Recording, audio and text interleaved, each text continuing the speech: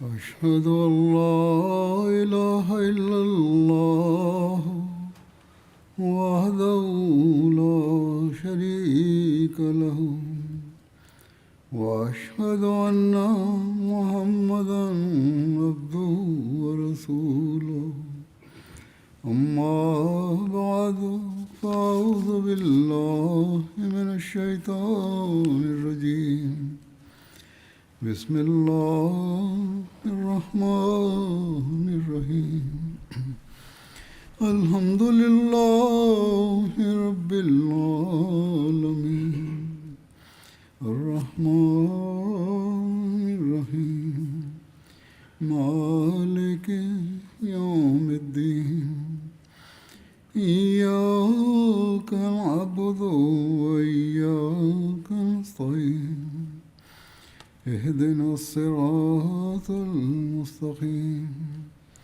صراط الذين أنعمت عليهم غير المغضوب عليهم ولا الضالين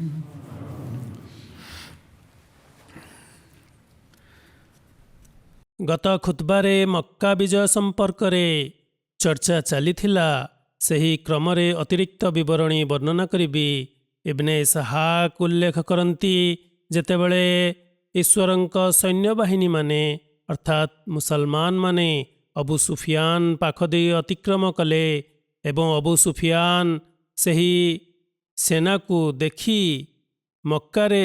ଦେଖିଲା ଯେ ମକ୍କାରେ ପହଞ୍ଚି ଯାଇଛନ୍ତି, ସେମାନେ ମକ୍କାର ନିକଟବର୍ତ୍ତୀ ହୋଇଯାଇଛନ୍ତି ଓ ଜିତୁଆ ମସଜିଦେ ହରାମର ଅଧ ମାଇଲ ଦୂରତାରେ ଅବସ୍ଥିତ, ଯେଉଁଠାରେ ସେମାନେ ଶିବିର ଲଗାଇଥିଲେ ଅର୍ଥାତ୍ ସାହାବାମାନେ ସେଠାରେ ପହଞ୍ଚି ହୁଜୁର ସଲ୍ଲଲ୍ଲାହୁ ଆଲୈହି ವಸଲ୍ଲମଙ୍କ ଅପେକ୍ଷା କରିଥିଲେ ଯେ ହୁଜୁର ଆସି ସେମାନଙ୍କ ସହିତ ସମ୍ମିଳିତ ହୋଇଯାଆନ୍ତୁ। ହୁଜୁର ସଲ୍ଲଲ୍ଲାହୁ ଆଲୈହି ವಸଲ୍ଲମ ନିଜର ସବୁଜ ପରିହିତ ସୈନ୍ୟବାହିନୀ ସହିତ ଆସିଲେ, ଏକ ଦଳ ସହିତ ଆସିଲେ। ଇବ୍ନେ ଇସ୍ହାକ୍ ଉଲ୍ଲେଖ କରିଛନ୍ତି ଯେ ହୁଜୁର ସଲ୍ଲଲ୍ଲାହୁ ଆଲୈହି ವಸଲ୍ଲମ ନିଜର ଓଟ କସ୍ୱା ଉପରେ ହଜରତ ଅବୁ ବକର ରଜିୟତାଲା ହଜରତ ଉସୈଦ୍ ବିନ୍ ଜୁହୈର ରଜିୟତାଲାଙ୍କ ମଝିରେ ବସିଥିଲେ। ହଜରତ ଅବଦୁଲ୍ଲା ବିନ୍ ମୁଗଫଲ ରଜିୟତାଲା ବର୍ଣ୍ଣନା କରନ୍ତି, ମୁଁ ହୁଜୁର ସଲ୍ଲଲ୍ଲାହୁ ଆଲୈହି ವಸଲ୍ଲମଙ୍କୁ ଦେଖିଲି ମକ୍କା ବିଜୟ ଦିନ। ହୁଜୁର ନିଜ ଓଟ ଉପରେ ଆରୋହଣ କରିଥିଲେ ଏବଂ ଆପଣ ସୁରେ ଫାତିହାର ଆବୃତ୍ତି କରୁଥିଲେ। ଏହି ବର୍ଣ୍ଣନାଟି ବୁଖାରୀର ଅଟେ। ହଜରତ ଅନସ୍ ରଜିୟତାଲା ବର୍ଣ୍ଣନା କରନ୍ତି, ନବୀ କରୀମ ସଲ୍ଲଲ୍ଲାହୁ ଆଲୈହି ವಸଲ୍ଲମ ଯେତେବେଳେ ମକ୍କାରେ ପ୍ରବେଶ କଲେ, ସେତେବେଳେ ଲୋକମାନେ ହୁଜୁର ସଲ୍ଲଲ୍ଲାହୁ ଆଲୈହି ವಸଲ୍ଲମଙ୍କୁ ଦର୍ଶନ କରିବା ନିମନ୍ତେ ଆସିଲେ। ବିନୀତତା ଯୋଗୁଁ ହୁଜୁର ସଲ୍ଲଲ୍ଲାହୁ ଆଲୈହି ವಸଲ୍ଲମଙ୍କ ମୁଣ୍ଡ ପଲାଣକୁ ସ୍ପର୍ଶ କରୁଥିଲା। ଓଟ ଉପରେ ଯେଉଁ ପାଲିକି ଲଗାଯାଇଥାଏ, ଯେଉଁଠାରେ କି ବସି ଯାତ୍ରା କରାଯାଇଥାଏ, ତାହାକୁ ହୁଜୁର ସଲ୍ଲଲ୍ଲାହୁଙ୍କ ପବିତ୍ର ମସ୍ତକ ସ୍ପର୍ଶ କରୁଥିଲା। ହୁଜୁର ସଲ୍ଲଲ୍ଲାହୁ ଆଲୈହି ವಸଲ୍ଲମ ଯେତେବେଳେ ମକ୍କାରେ ପ୍ରବେଶ କଲେ, ସେତେବେଳେ ହୁଜୁର କଳା ରଙ୍ଗର ପଗଡ଼ି ପିନ୍ଧିଥିଲେ। ଆପଣଙ୍କ ଧ୍ୱଜାର ରଙ୍ଗ ମଧ୍ୟ କଳା ଥିଲା। ଆଉ ଏକ ବର୍ଣ୍ଣନାରେ ଉଲ୍ଲେଖ ରହିଛି ଯେ ଧ୍ୱଜାର ରଙ୍ଗ ଧଳା ରଙ୍ଗ ଥିଲା। ହୁଜୁର ଜିତୱା ସ୍ଥାନରେ ଛିଡ଼ା ହେଲେ। ହୁଜୁର ସଲ୍ଲଲ୍ଲାହୁ ଆଲୈହି ವସଲ୍ଲମ ଲୋକମାନଙ୍କ ମଧ୍ୟରେ ଉପସ୍ଥିତ ଥିଲେ। ବିଜୟ ଓ ମୁସଲମାନମାନଙ୍କର ସଂଖ୍ୟାଗରିଷ୍ଠତାକୁ ଦେଖି ହୁଜୁର ମୁଣ୍ଡର ପବିତ୍ର କେଶ ହୁଜୁର ସଲ୍ଲଲ୍ଲାହୁ ଆଲୈହି ವସଲ୍ଲମଙ୍କ ମୁଣ୍ଡର ପବିତ୍ର କେଶ ପଲାଣକୁ ସ୍ପର୍ଶ କରୁଥିଲା। ହୁଜୁର ସଲ୍ଲଲ୍ଲାହୁ ଆଲୈହି ವସଲ୍ଲମ କହିଲେ, ଆଲ୍ଲାହୁମ୍ମା ଇନ୍ନଲ ଆୟଶା ଆୟଶୁଲ ଆଖିରା, ଅର୍ଥାତ୍ ହେ ଆଲ୍ଲାହ, ନିଃସନ୍ଦେହ ରୂପେ ପ୍ରକୃତ ଜୀବନ ହେଉଛି ଶେଷ ଜୀବନ, ଶେଷ ଦିବସର ଜୀବନ। ନ୍ୟାୟ, ବିନୀତତା, ଅତିଥି ସତ୍କାରର ଏପରି ପକ୍ଷ ରହିଥିଲା ଯେ ହୁଜୁର ସଲ୍ଲଲ୍ଲାହୁ ଆଲୈହି ವସଲ୍ଲମ ନିଜ ପଛରେ ନିଜର ସ୍ୱାଧୀନ ପ୍ରାପ୍ତ ଦାସ ଜୈଦ୍ ବିନ୍ ହାରସା ରଜିୟତାଲାଙ୍କ ସୁପୁତ୍ର ହଜରତ ଉସାମା ବିନ୍ ଜୈଦ୍ ରଜିୟତାଲାଙ୍କୁ ଆରୋହଣ କରାଇଥିଲେ। କିନ୍ତୁ କୁରୈଶମାନଙ୍କର ଧନାଢ଼୍ୟ ଅଧିପତି ଓ ବନୁ ହାସିମ୍ ସମ୍ପ୍ରଦାୟରେ ସନ୍ତାନମାନେ ମଧ୍ୟ ଉପସ୍ଥିତ ଥିଲେ। ହୁଜୁର ସല്ലଲ୍ଲାହୁ ଆଲୈହି ವಸಲ್ಲಂ 20 ରମଜାନୁଲ ମୁବାରକ ଦିନ ମକ୍କାରେ ପ୍ରବେଶ କରିଥିଲେ। ହଜରତ ମସିହ ମଉଦ ଆଲୈହିସ୍ସଲାମ କୁହନ୍ତି, ଏହି ମର୍ଯ୍ୟାଦା ଈଶ୍ୱର ନିଜର ବିଶେଷ ଭକ୍ତମାନଙ୍କୁ ପ୍ରଦାନ କରିଥାନ୍ତି। ତାହା ବିନୀତତା ଆକାରରେ ପ୍ରାପ୍ତ ହୋଇଥାଏ ଏବଂ ସେନାକୁ ତାହାର ମର୍ଯ୍ୟାଦା ଅହଙ୍କାର ଯୋଗୁଁ ପ୍ରାପ୍ତ ହୋଇଥିଲା। ଦେଖ, ଆମର ପ୍ରିୟ ମୁନିବ ହଜରତ ମୁହମ୍ମଦ ମୁସ୍ତାଫା ସല്ലଲ୍ଲାହୁ ଆଲୈହି ವಸಲ್ಲମ ଯେତେବେଳେ ମକ୍କା ବିଜୟ କଲେ, ସେତେବେଳେ ହୁଜୁର ଏପରି ନିଜ ମୁଣ୍ଡକୁ ନୁଆଇ ରଖିଥିଲେ, ଏପରି ସଜଦା କରିବା ପରି ଅବସ୍ଥାରେ ଥିଲେ, ଯେପରିକି ହୁଜୁର ସല്ലଲ୍ଲାହୁ ଆଲୈହି ವಸಲ್ಲମ ବିପତ୍ତିର ଦିନମାନଙ୍କରେ ଆଲ୍ଲାହ ତାଆଲାଙ୍କ ନିକଟରେ ନତମସ୍ତକ ହୋଇ ସଜଦା କରୁଥିଲେ। ସେହି ମକ୍କାରେ ହୁଜୁର ସല്ലଲ୍ଲାହୁ ଆଲୈହି ವಸಲ್ಲମକୁ ନାନା ବିରୋଧର ସମ୍ମୁଖୀନ ହେବାକୁ ପଡ଼ୁଥିଲା। ହୁଜୁରଙ୍କୁ ଅନେକ ଦୁଃଖ ଓ ନିର୍ଯାତନା ଦିଆଯାଇଥିଲା।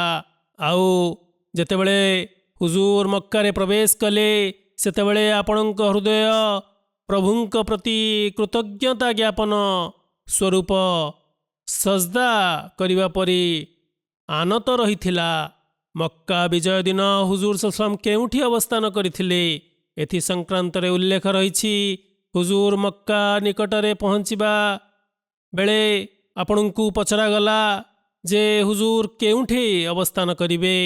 ପ୍ରତି ଉତ୍ତରରେ ହୁଜୁର ସല്ലଲ୍ଲାହୁ ଆଲୈହି ವಸಲ್ಲମ ସାହାବାମାନଙ୍କୁ କହିଲେ, ଅକିଲ କ'ଣ ଆମ ପାଇଁ କୌଣସି ସ୍ଥାନ ଛାଡ଼ି ଯାଇଛି ୟା ବାକି ରଖିଛି ଯେଉଁଠାରେ କି ଆମ୍ଭେ ଅବସ୍ଥାନ କରିବୁ? ଅକିଲ ହେଉଛି ଅବୁ ତାଲିମଙ୍କର ସନ୍ତାନ। ଏମାନେ ସୁଲହ ହୁଦେବିୟାର କିଛି କାଳ ପୂର୍ବେ ଇସଲାମ ଧର୍ମ ସ୍ୱୀକାର କରିଥିଲେ। କୁହାଯାଏ ଯେ ସେମାନେ ଏହା ପୂର୍ବରୁ ସମସ୍ତ ସମ୍ପତ୍ତି ବିକ୍ରି କରିଦେଇଥିଲେ। ହୁଜୁର ସല്ലଲ୍ଲାହୁ ଆଲୈହି ವಸಲ್ಲମ ପୁନଶ୍ଚ କହିଲେ, ହେ ସାହାବାମାନେ, ମୁଁ ଖଫିଫ ବନି କିନାନା ଠାରେ ଅବସ୍ଥାନ କରିବି, ଯେଉଁଠି କୁରୈଶମାନେ ଅବିଶ୍ୱାସକାରିତା ଉପରେ ଶପଥ ନେଇଥିଲେ। ଅତଏବ ହୁଜୁର ସମସ୍ତ ସାହାବାମାନଙ୍କୁ ସେହିଠାରେ ଏକତ୍ରିତ ହେବା ନିମନ୍ତେ ଆଦେଶ ଦେଲେ। ହଜରତ ଜାବିର ରଜିୟଲ୍ଲାହୁ ବର୍ଣ୍ଣନା କରନ୍ତି, ସେହିଦିନ ମୁଁ ସେହି ଲୋକମାନଙ୍କ ମଧ୍ୟରୁ ଅନ୍ୟତମ ଥିଲି ଯେଉଁମାନେ ହୁଜୁର ସല്ലଲ୍ଲାହୁ ଆଲୈହି ವಸಲ್ಲମଙ୍କ ସହିତ ରହିଥିଲେ। ମକ୍କା ବିଜୟ ଦିନ ମୁଁ ହୁଜୁର ସല്ലଲ୍ଲାହୁ ଆଲୈହି ವಸಲ್ಲମଙ୍କ ସହିତ ପ୍ରବେଶ କଲି। ଯେତେବେଳେ ମକ୍କାର ଘରମାନଙ୍କୁ ଦେଖିଲି, ସେତେବେଳେ ହୁଜୁର ସେଠାରେ ଅଟକି ଗଲେ। ଆପଣ ଆଲ୍ଲାହଙ୍କର ପ୍ରଶଂସା ଗାନ କଲେ, ନିଜର ଶିବିର ସ୍ଥାନକୁ ଦେଖିଲେ ଓ କହିଲେ, ହେ ଜାବିର, ଏ ହେଉଛି ମୋର ରହଣି ସ୍ଥାନ। ଏହିଠାରେ ହିଁ କୁରୈଶମାନେ ଆମ ବିରୁଦ୍ଧରେ ଅବିଶ୍ୱାସକାରିତା ଅବସ୍ଥାରେ ଶପଥ ନେଇଥିଲେ। ହେ ଜାବିର, ହଜରତ ଜାବିର ରଜିୟଲ୍ଲାହୁ କୁହନ୍ତି, ଏହି କଥା ଶୁଣି ମୋତେ ସେହି କଥା ମନେ ପଡ଼ିଗଲା ଯାହାକି ମୁଁ ହୁଜୁରଙ୍କ ଠାରୁ ଶୁଣିଥିଲି, ଅର୍ଥାତ୍ ଆମେମାନେ ଯେତେବେଳେ ମକ୍କା ବିଜୟ କରିବୁ, ସେତେବେଳେ ଆମମାନଙ୍କର ଅବସ୍ଥାନ ଖଫିଫ ବନି କିନାନା ଠାରେ ହେବ, ଯେଉଁଠି କୁରୈଶମାନେ ଅବିଶ୍ୱାସକାରିତାର ଶପଥ ନେଇଥିଲେ ଯେ ସେମାନେ ବନୁ ହାଶିମକୁ ଆଶ୍ରୟ ଦେବେ ନାହିଁ, ସେମାନଙ୍କ ସହିତ କୌଣସି ପ୍ରକାର ସାହାଯ୍ୟ ସହଯୋଗ କରିବେ ନାହିଁ ଏବଂ ସେମାନେ ମୁସଲମାନମାନଙ୍କୁ ଶୋଏବେ ଅବି ତାଲିବ ଠାରେ ଅବରୁଦ୍ଧ କରିଥିଲେ। ବିଦ୍ୱାନମାନଙ୍କ ମତରେ ନବୀ କରୀମ ସല്ലଲ୍ଲାହୁ ଆଲୈହି ವಸಲ್ಲମ ଆଲ୍ଲାହ ତାଆଲାଙ୍କ ସପକ୍ଷରେ କୃତଜ୍ଞତା ଜ୍ଞାପନ ସ୍ୱରୂପ ବର୍ତ୍ତମାନ ସେହି ସ୍ଥାନରେ ଅବସ୍ଥାନ କରିବା ନିମନ୍ତେ ନିଷ୍ପତ୍ତି ନେଇଥିଲେ। କାରଣ ଏହି ଧାରଣାଟି ଓ ମତାମତ କେତେକ ଇତିହାସବିତ୍ଙ୍କର ଅଟେ। ତେବେ ହୁଜୁର ସല്ലଲ୍ଲାହୁ ଆଲୈହି ವସଲ୍ଲମଙ୍କୁ କୁହାଯାଇଥିଲା ନିଜ ଘର ବ୍ୟତୀତ ଅନ୍ୟ କାହା ଘରେ ଅବସ୍ଥାନ କରିନିଅନ୍ତୁ, କିନ୍ତୁ ହୁଜୁର ତାହାକୁ ସ୍ୱୀକାର କରିନଥିଲେ। ହୁଜୁର କହିଲେ, ମୁଁ ଅନ୍ୟ ଘରେ ପ୍ରବେଶ କରିବି ନାହିଁ। ହଜରତ ଆବୁ ରାଫେ ରଜିୟଲ୍ଲାହୁ ହଜୁନ ନାମକ ସ୍ଥାନରେ ହୁଜୁର ସଲ୍ଲଲ୍ଲାହୁଙ୍କର ଶିବିର ଲଗାଇଥିଲେ। ହୁଜୁର ସല്ലଲ୍ଲାହୁ ଆଲୈହି ವಸಲ್ಲମଙ୍କ ସହିତ ଆପଣଙ୍କର ପବିତ୍ର ପତ୍ନୀ ହଜରତ ଉମ୍ମେ ସଲମା ରଜିୟଲ୍ଲାହୁ ଓ ହଜରତ ମୈମୁନା ରଜିୟଲ୍ଲାହୁ ମଧ୍ୟ ଥିଲେ। ହୁଜୁର ପ୍ରତ୍ୟେକ ନମାଜ ପାଇଁ ହଜୁନ ଠାରୁ ମସଜିଦ ହରାମ ଅଭିମୁଖେ ଚାଲି ଆସୁଥିଲେ। ହଜରତ ମୁସଲିମ ମଉଦ ରଜିୟଲ୍ଲାହୁ ଇତିହାସର ପୁସ୍ତକରୁ ତଥ୍ୟ ସଂଗ୍ରହ କରି ବର୍ଣ୍ଣନା କରିଛନ୍ତି, ଯେତେବେଳେ ହୁଜୁର ସല്ലଲ୍ଲାହୁ ଆଲୈହି ವಸಲ್ಲମ ମକ୍କାରେ ପ୍ରବେଶ କଲେ ଓ ଲୋକମାନେ ଯେତେବେଳେ ଆପଣଙ୍କୁ ପଚାରିଲେ ଯେ ହେ ଆଲ୍ଲାହଙ୍କ ବାର୍ତ୍ତାବହ, କ'ଣ ଆପଣ ନିଜ ଘରେ ଅବସ୍ଥାନ କରିବେ? ସେଥିରେ ହୁଜୁର ଉତ୍ତର ଦେଲେ, କ'ଣ ଅକିଲ ଆମ ପାଇଁ କିଛି ଘର ଛାଡ଼ିଛି? ଅର୍ଥାତ୍ ମୋର ପ୍ରବାସ କରିବା ପରେ ମୋ ସମ୍ପର୍କୀୟମାନେ ମୋର ସମସ୍ତ ସମ୍ପତ୍ତି ବିକ୍ରି କରିଦେଇଛନ୍ତି, ଖାଇଯାଇଛନ୍ତି। ବର୍ତ୍ତମାନ ମକ୍କାରେ ରହିବା ନିମନ୍ତେ ମୋ ପାଇଁ କୌଣସି ସ୍ଥାନ ନାହିଁ। ତେବେ ମୁଁ ଖୈଫ ବନି କନାନାଠାରେ ଅବସ୍ଥାନ କରିବି। ସେହି ସ୍ଥାନଟି ମକ୍କାର ଏକ ଭୂମି, ଏକ ଅଞ୍ଚଳ ଥିଲା ଯେଉଁଠି କୁରେଶମାନେ ମୁସଲମାନମାନଙ୍କ ବିରୋଧରେ ଶପଥ କରିଥିଲେ ଯେ ସେମାନେ ବନୁ ହାସିମକୁ କୌଣସି ପ୍ରକାର ସାହାଯ୍ୟ କରିବେ ନାହିଁ, ବନୁ ଅବ୍ଦୁଲ ମୁତଲିବ ସହିତ କୌଣସି ସମ୍ପର୍କ ରଖିବେ ନାହିଁ ଏବଂ ହଜରତ ମୁହମ୍ମଦ ମୁସ୍ତଫା ସଲ୍ଲଲ୍ଲାହୁ ଆଲୈହି ವಸଲ୍ଲମଙ୍କୁ ଯେତେବେଳେ ପର୍ଯ୍ୟନ୍ତ ସେମାନେ ତାଙ୍କ ହାତରେ ଟେକି ଦେଇନାହାନ୍ତି, ହସ୍ତାନ୍ତର କରିଦେଇନାହାନ୍ତି, ସେ ପର୍ଯ୍ୟନ୍ତ ତାଙ୍କ ସହିତ କୌଣସି ବିବାହ କିମ୍ବା ନିର୍ବନ୍ଧ କରିବୁ ନାହିଁ କି କୌଣସି ପ୍ରକାର କିଣାବିକା କରିବୁ ନାହିଁ। ସେତେବେଳେ ହୁଜୁର ସଲ୍ଲଲ୍ଲାହୁ ଆଲୈହି ವಸଲ୍ଲମ ନିଜ ସାଥୀମାନଙ୍କ ସହିତ ଶୋଏବେ ଅବୁ ତାଲିବରେ ଶରଣ ନେଇଥିଲେ, ଯେଉଁ ସ୍ଥଳେ ଆପଣ 3 ବର୍ଷ କାଳ ଅତ୍ୟନ୍ତ ଦୁଃଖ କଷ୍ଟ ସହ୍ୟ କରିଥିଲେ। ତେବେ ହୁଜୁର ସଲ୍ଲଲ୍ଲାହୁ ଆଲୈହି ವಸଲ୍ଲମ ମକ୍କାବାସୀଙ୍କୁ କହିଲେ, ହେ ମକ୍କାବାସୀ, ତୁମେମାନେ ଯେଉଁଠି ଚାହୁଁଥିଲ ମୁଁ ସେଇଠି ଆସିଯାଇଛି, କିନ୍ତୁ ତୁମେମାନେ ମୋତେ ଆଗ କୁହ କି କ'ଣ ତୁମମାନଙ୍କ ମଧ୍ୟରେ ଶକ୍ତି ଓ ସାମର୍ଥ୍ୟ ରହିଛି? ଆଜି ତୁମେମାନେ ମୋତେ ତୁମ ଅତ୍ୟାଚାରର ଶରବ୍ୟ କରିପାରିବ।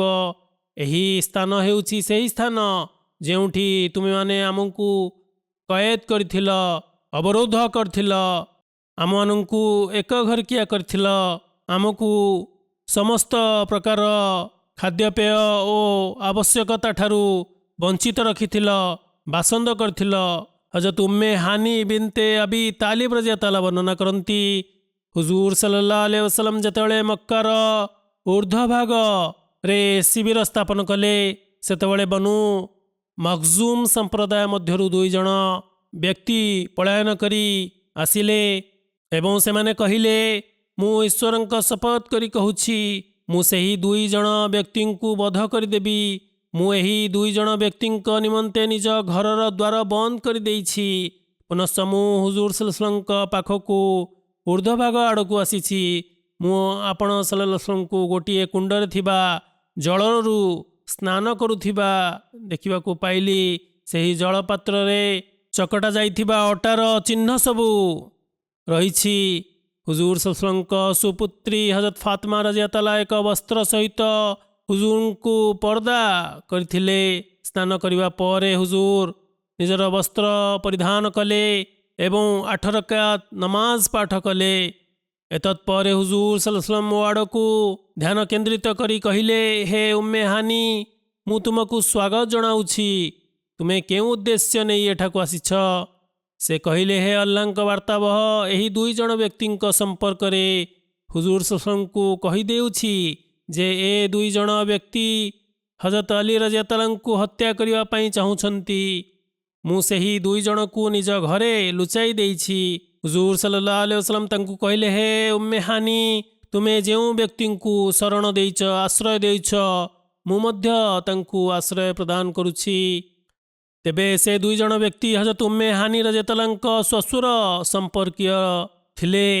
ଅତଏବ ସେହି 2 ଜଣ ବ୍ୟକ୍ତିଙ୍କ ନାମ ହଜରତ ହେଲା ହାରିସ ବିନ୍ ହିଶାମ ଓ ଅବଦୁଲ୍ଲା ବିନ୍ ରବିହା।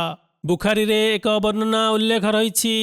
ଅବ୍ଦୁର ରହମାନ ବିନ୍ ଅବି ଲୈଲା ବର୍ଣ୍ଣନା କରନ୍ତି, ଉମ୍ମେ ହାନି ରଜିୟଲ୍ଲାହୁଙ୍କ ବ୍ୟତୀତ ଆମମାନଙ୍କ ମଧ୍ୟରୁ କେହି ହେଲେ ଏକଥା ବର୍ଣ୍ଣନା କରିନାହାନ୍ତି ଯେ ସେ ନବୀ କରୀମ ସଲ୍ଲଲ୍ଲାହୁ ଆଲୈହି ವಸଲ୍ଲମଙ୍କୁ ଚାସ୍ତ୍ର ନମାଜ ପାଠ କରୁଥିବାର ଦେଖିଥିବେ। ଚାସ୍ତ ହେଉଛି ସୂର୍ଯ୍ୟୋଦୟ ସମୟର ନମାଜ।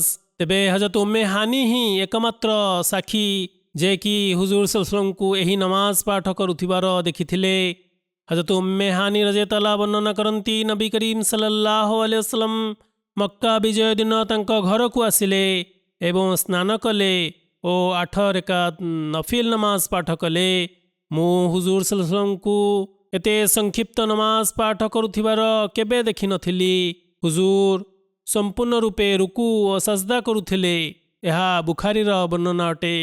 ତେବେ ଧାର୍ମିକ ବିଦ୍ୱାନମାନେ ଏହାକୁ ଅର୍ଥାତ୍ ଏହି ଚାସ୍ତ୍ର ନମାଜକୁ ଇଶ୍ରାକ୍ର ନମାଜ ବୋଲି କେତେକ ଇତିହାସବିତ୍ ଦର୍ଶାଇଛନ୍ତି। ଆଉ ଏକ ମତାମତ ମଧ୍ୟ ରହିଛି ଯେ ହଜରତ ମକ୍କା ବିଜୟ ରାତ୍ରରେ କେତେକ ପ୍ରମୁଖ ପ୍ରସଙ୍ଗକୁ ଦୃଷ୍ଟିଗୋଚର କରାଯାଇଛି, ଯଦ୍ୱାରା କି ହୁଜୁର ସല്ലଲ୍ଲାହୁ ଆଲୈହି ವಸಲ್ಲମ ଏତେ ବ୍ୟସ୍ତ ରହିଥିଲେ ଯେ ତହଜୁଦ ନମାଜ ପାଠ କରିବା ପାଇଁ ହୁଜୁର ସല്ലଲ୍ଲାହୁ ଆଲୈହି ವಸಲ್ಲମକୁ ସମୟ ମିଳିନଥିଲା। କିନ୍ତୁ ହୁଜୁର ସେହି ସମୟରେ ଏହି ନମାଜ ଅର୍ଥାତ୍ ନୱାଫିଲ ନମାଜ ପାଠ କରିଥିଲେ। ସମ୍ଭବତଃ ସେହି କାରଣରୁ ଏହି ସମସ୍ୟାର ସମ୍ମୁଖୀନ ହେବାକୁ ପଡ଼ିଥିଲା। ଯଦି କୌଣସି କାରଣରୁ ନମାଜ ତହଜୁଦ ରହିଯାଉଥିଲା, ତେବେ ସୂର୍ଯ୍ୟୋଦୟ ପରେ ଏହି 8 ରେକାତ ନମାଜ ଆପଣ ପାଠ କରୁଥିଲେ। ତେବେ ହୁଜୁର କୁହନ୍ତି, ଯଦି ତୁମେ କୌଣସି ଦିନ ନମାଜ ତହଜୁଦ ପାଠ କରିପାରିଲ ନାହିଁ, ଅର୍ଥାତ୍ ରାତ୍ର ସମୟରେ ତୁମର ନିଦରୁ ଜାଗ୍ରତ ହୋଇପାରିଲ ନାହିଁ ଓ ନମାଜ ତହଜୁଦ ତୁମର ରହିଯାଇଛି, ତେବେ ଏହି ଇଶ୍ରାକ ନମାଜ ପାଠ କରିନେବା ଉଚିତ, ଯାହାର ଚର୍ଚ୍ଚା ହଦିସରୁ ମିଳୁଅଛି। ହଜରତ ମସିହ ମଉଦ ଆଲୈହିସ୍ସଲାମ କୁହନ୍ତି, ଲୁଧିଆନାର ମୀର ଅବ୍ବାସ ଅଲି ନାମକ ଜଣେ ବ୍ୟକ୍ତି ହଜରତ ମସିହ ମଉଦ ଆଲୈହିସ୍ସଲାମକୁ ପତ୍ର ଲେଖିଲେ, ଯାହାର ଉତ୍ତର ପ୍ରଦାନ କରି ହୁଜୁର କୁହନ୍ତି, ଏହି ବିନୀତ ପୂର୍ବରୁ ଲେଖିଦେଇଥିଲା ଯେ ଆପଣ ନିଜର ନୀତିଦିନିଆ ସମସ୍ତ ଜପ ମନ୍ତ୍ର ଯାହା ଆପଣ କରୁଛନ୍ତି ତାହା ଅବଶ୍ୟ କରନ୍ତୁ, କିନ୍ତୁ ଯେଉଁ ପନ୍ଥାରେ କୌଣସି ପ୍ରକାର ଶିର୍କ ବା ବିଦ୍ଦତ ରହିଛି ତହିଁରୁ ନିବୃତ୍ତ ରୁହନ୍ତୁ। ହୁଜୁର ସല്ലଲ୍ଲାହୁ ଆଲୈହି ವಸಲ್ಲମ ନମାଜ ଇଶ୍ରାକ ନିୟମିତ ରୂପେ ପଢ଼ୁଥିଲେ। ଏହାର କୌଣସି ପ୍ରମାଣ ନାହିଁ। ଏହା ସିଦ୍ଧ ନୁହେଁ ଯେ ହୁଜୁର ନିୟମିତ ରୂପେ ଏହି ନମାଜ ପାଠ କରୁଥିଲେ, ବରଂ ଯେତେବେଳେ ନମାଜ ତହଜୁଦ ଆପଣଙ୍କର ରହିଯାଉଥିଲା, ତା ସ୍ଥାନରେ ହୁଜୁର ନମାଜ ଇଶ୍ରାକ ପାଠ କରୁଥିଲେ। ମସଜିଦ ହରାମରେ ପ୍ରବେଶ କରିବା ଓ ତାହାର ପରିକ୍ରମା କରିବା ସଂକ୍ରାନ୍ତରେ ଚର୍ଚ୍ଚା ମିଳେ। ହୁଜୁର ସല്ലଲ୍ଲାହୁ ଆଲୈହି ವಸಲ್ಲମ ଦିନର କିଛି ଭାଗ ନିଜର ଶିବିରରେ ଅବସ୍ଥାନ କରୁଥିଲେ, ତାପରେ ନିଜର ଓଟ କସୁଆକୁ ବରାଦ କଲେ। ହୁଜୁର ସେହି ଓଟକୁ ଶିବିର ଦ୍ୱାରା ନିକଟବର୍ତ୍ତୀ କରାଇଦେଲେ ଆଉ ହୁଜୁର ନିଜର ଅସ୍ତ୍ର ଆଣିବାକୁ ବରାଦ କଲେ।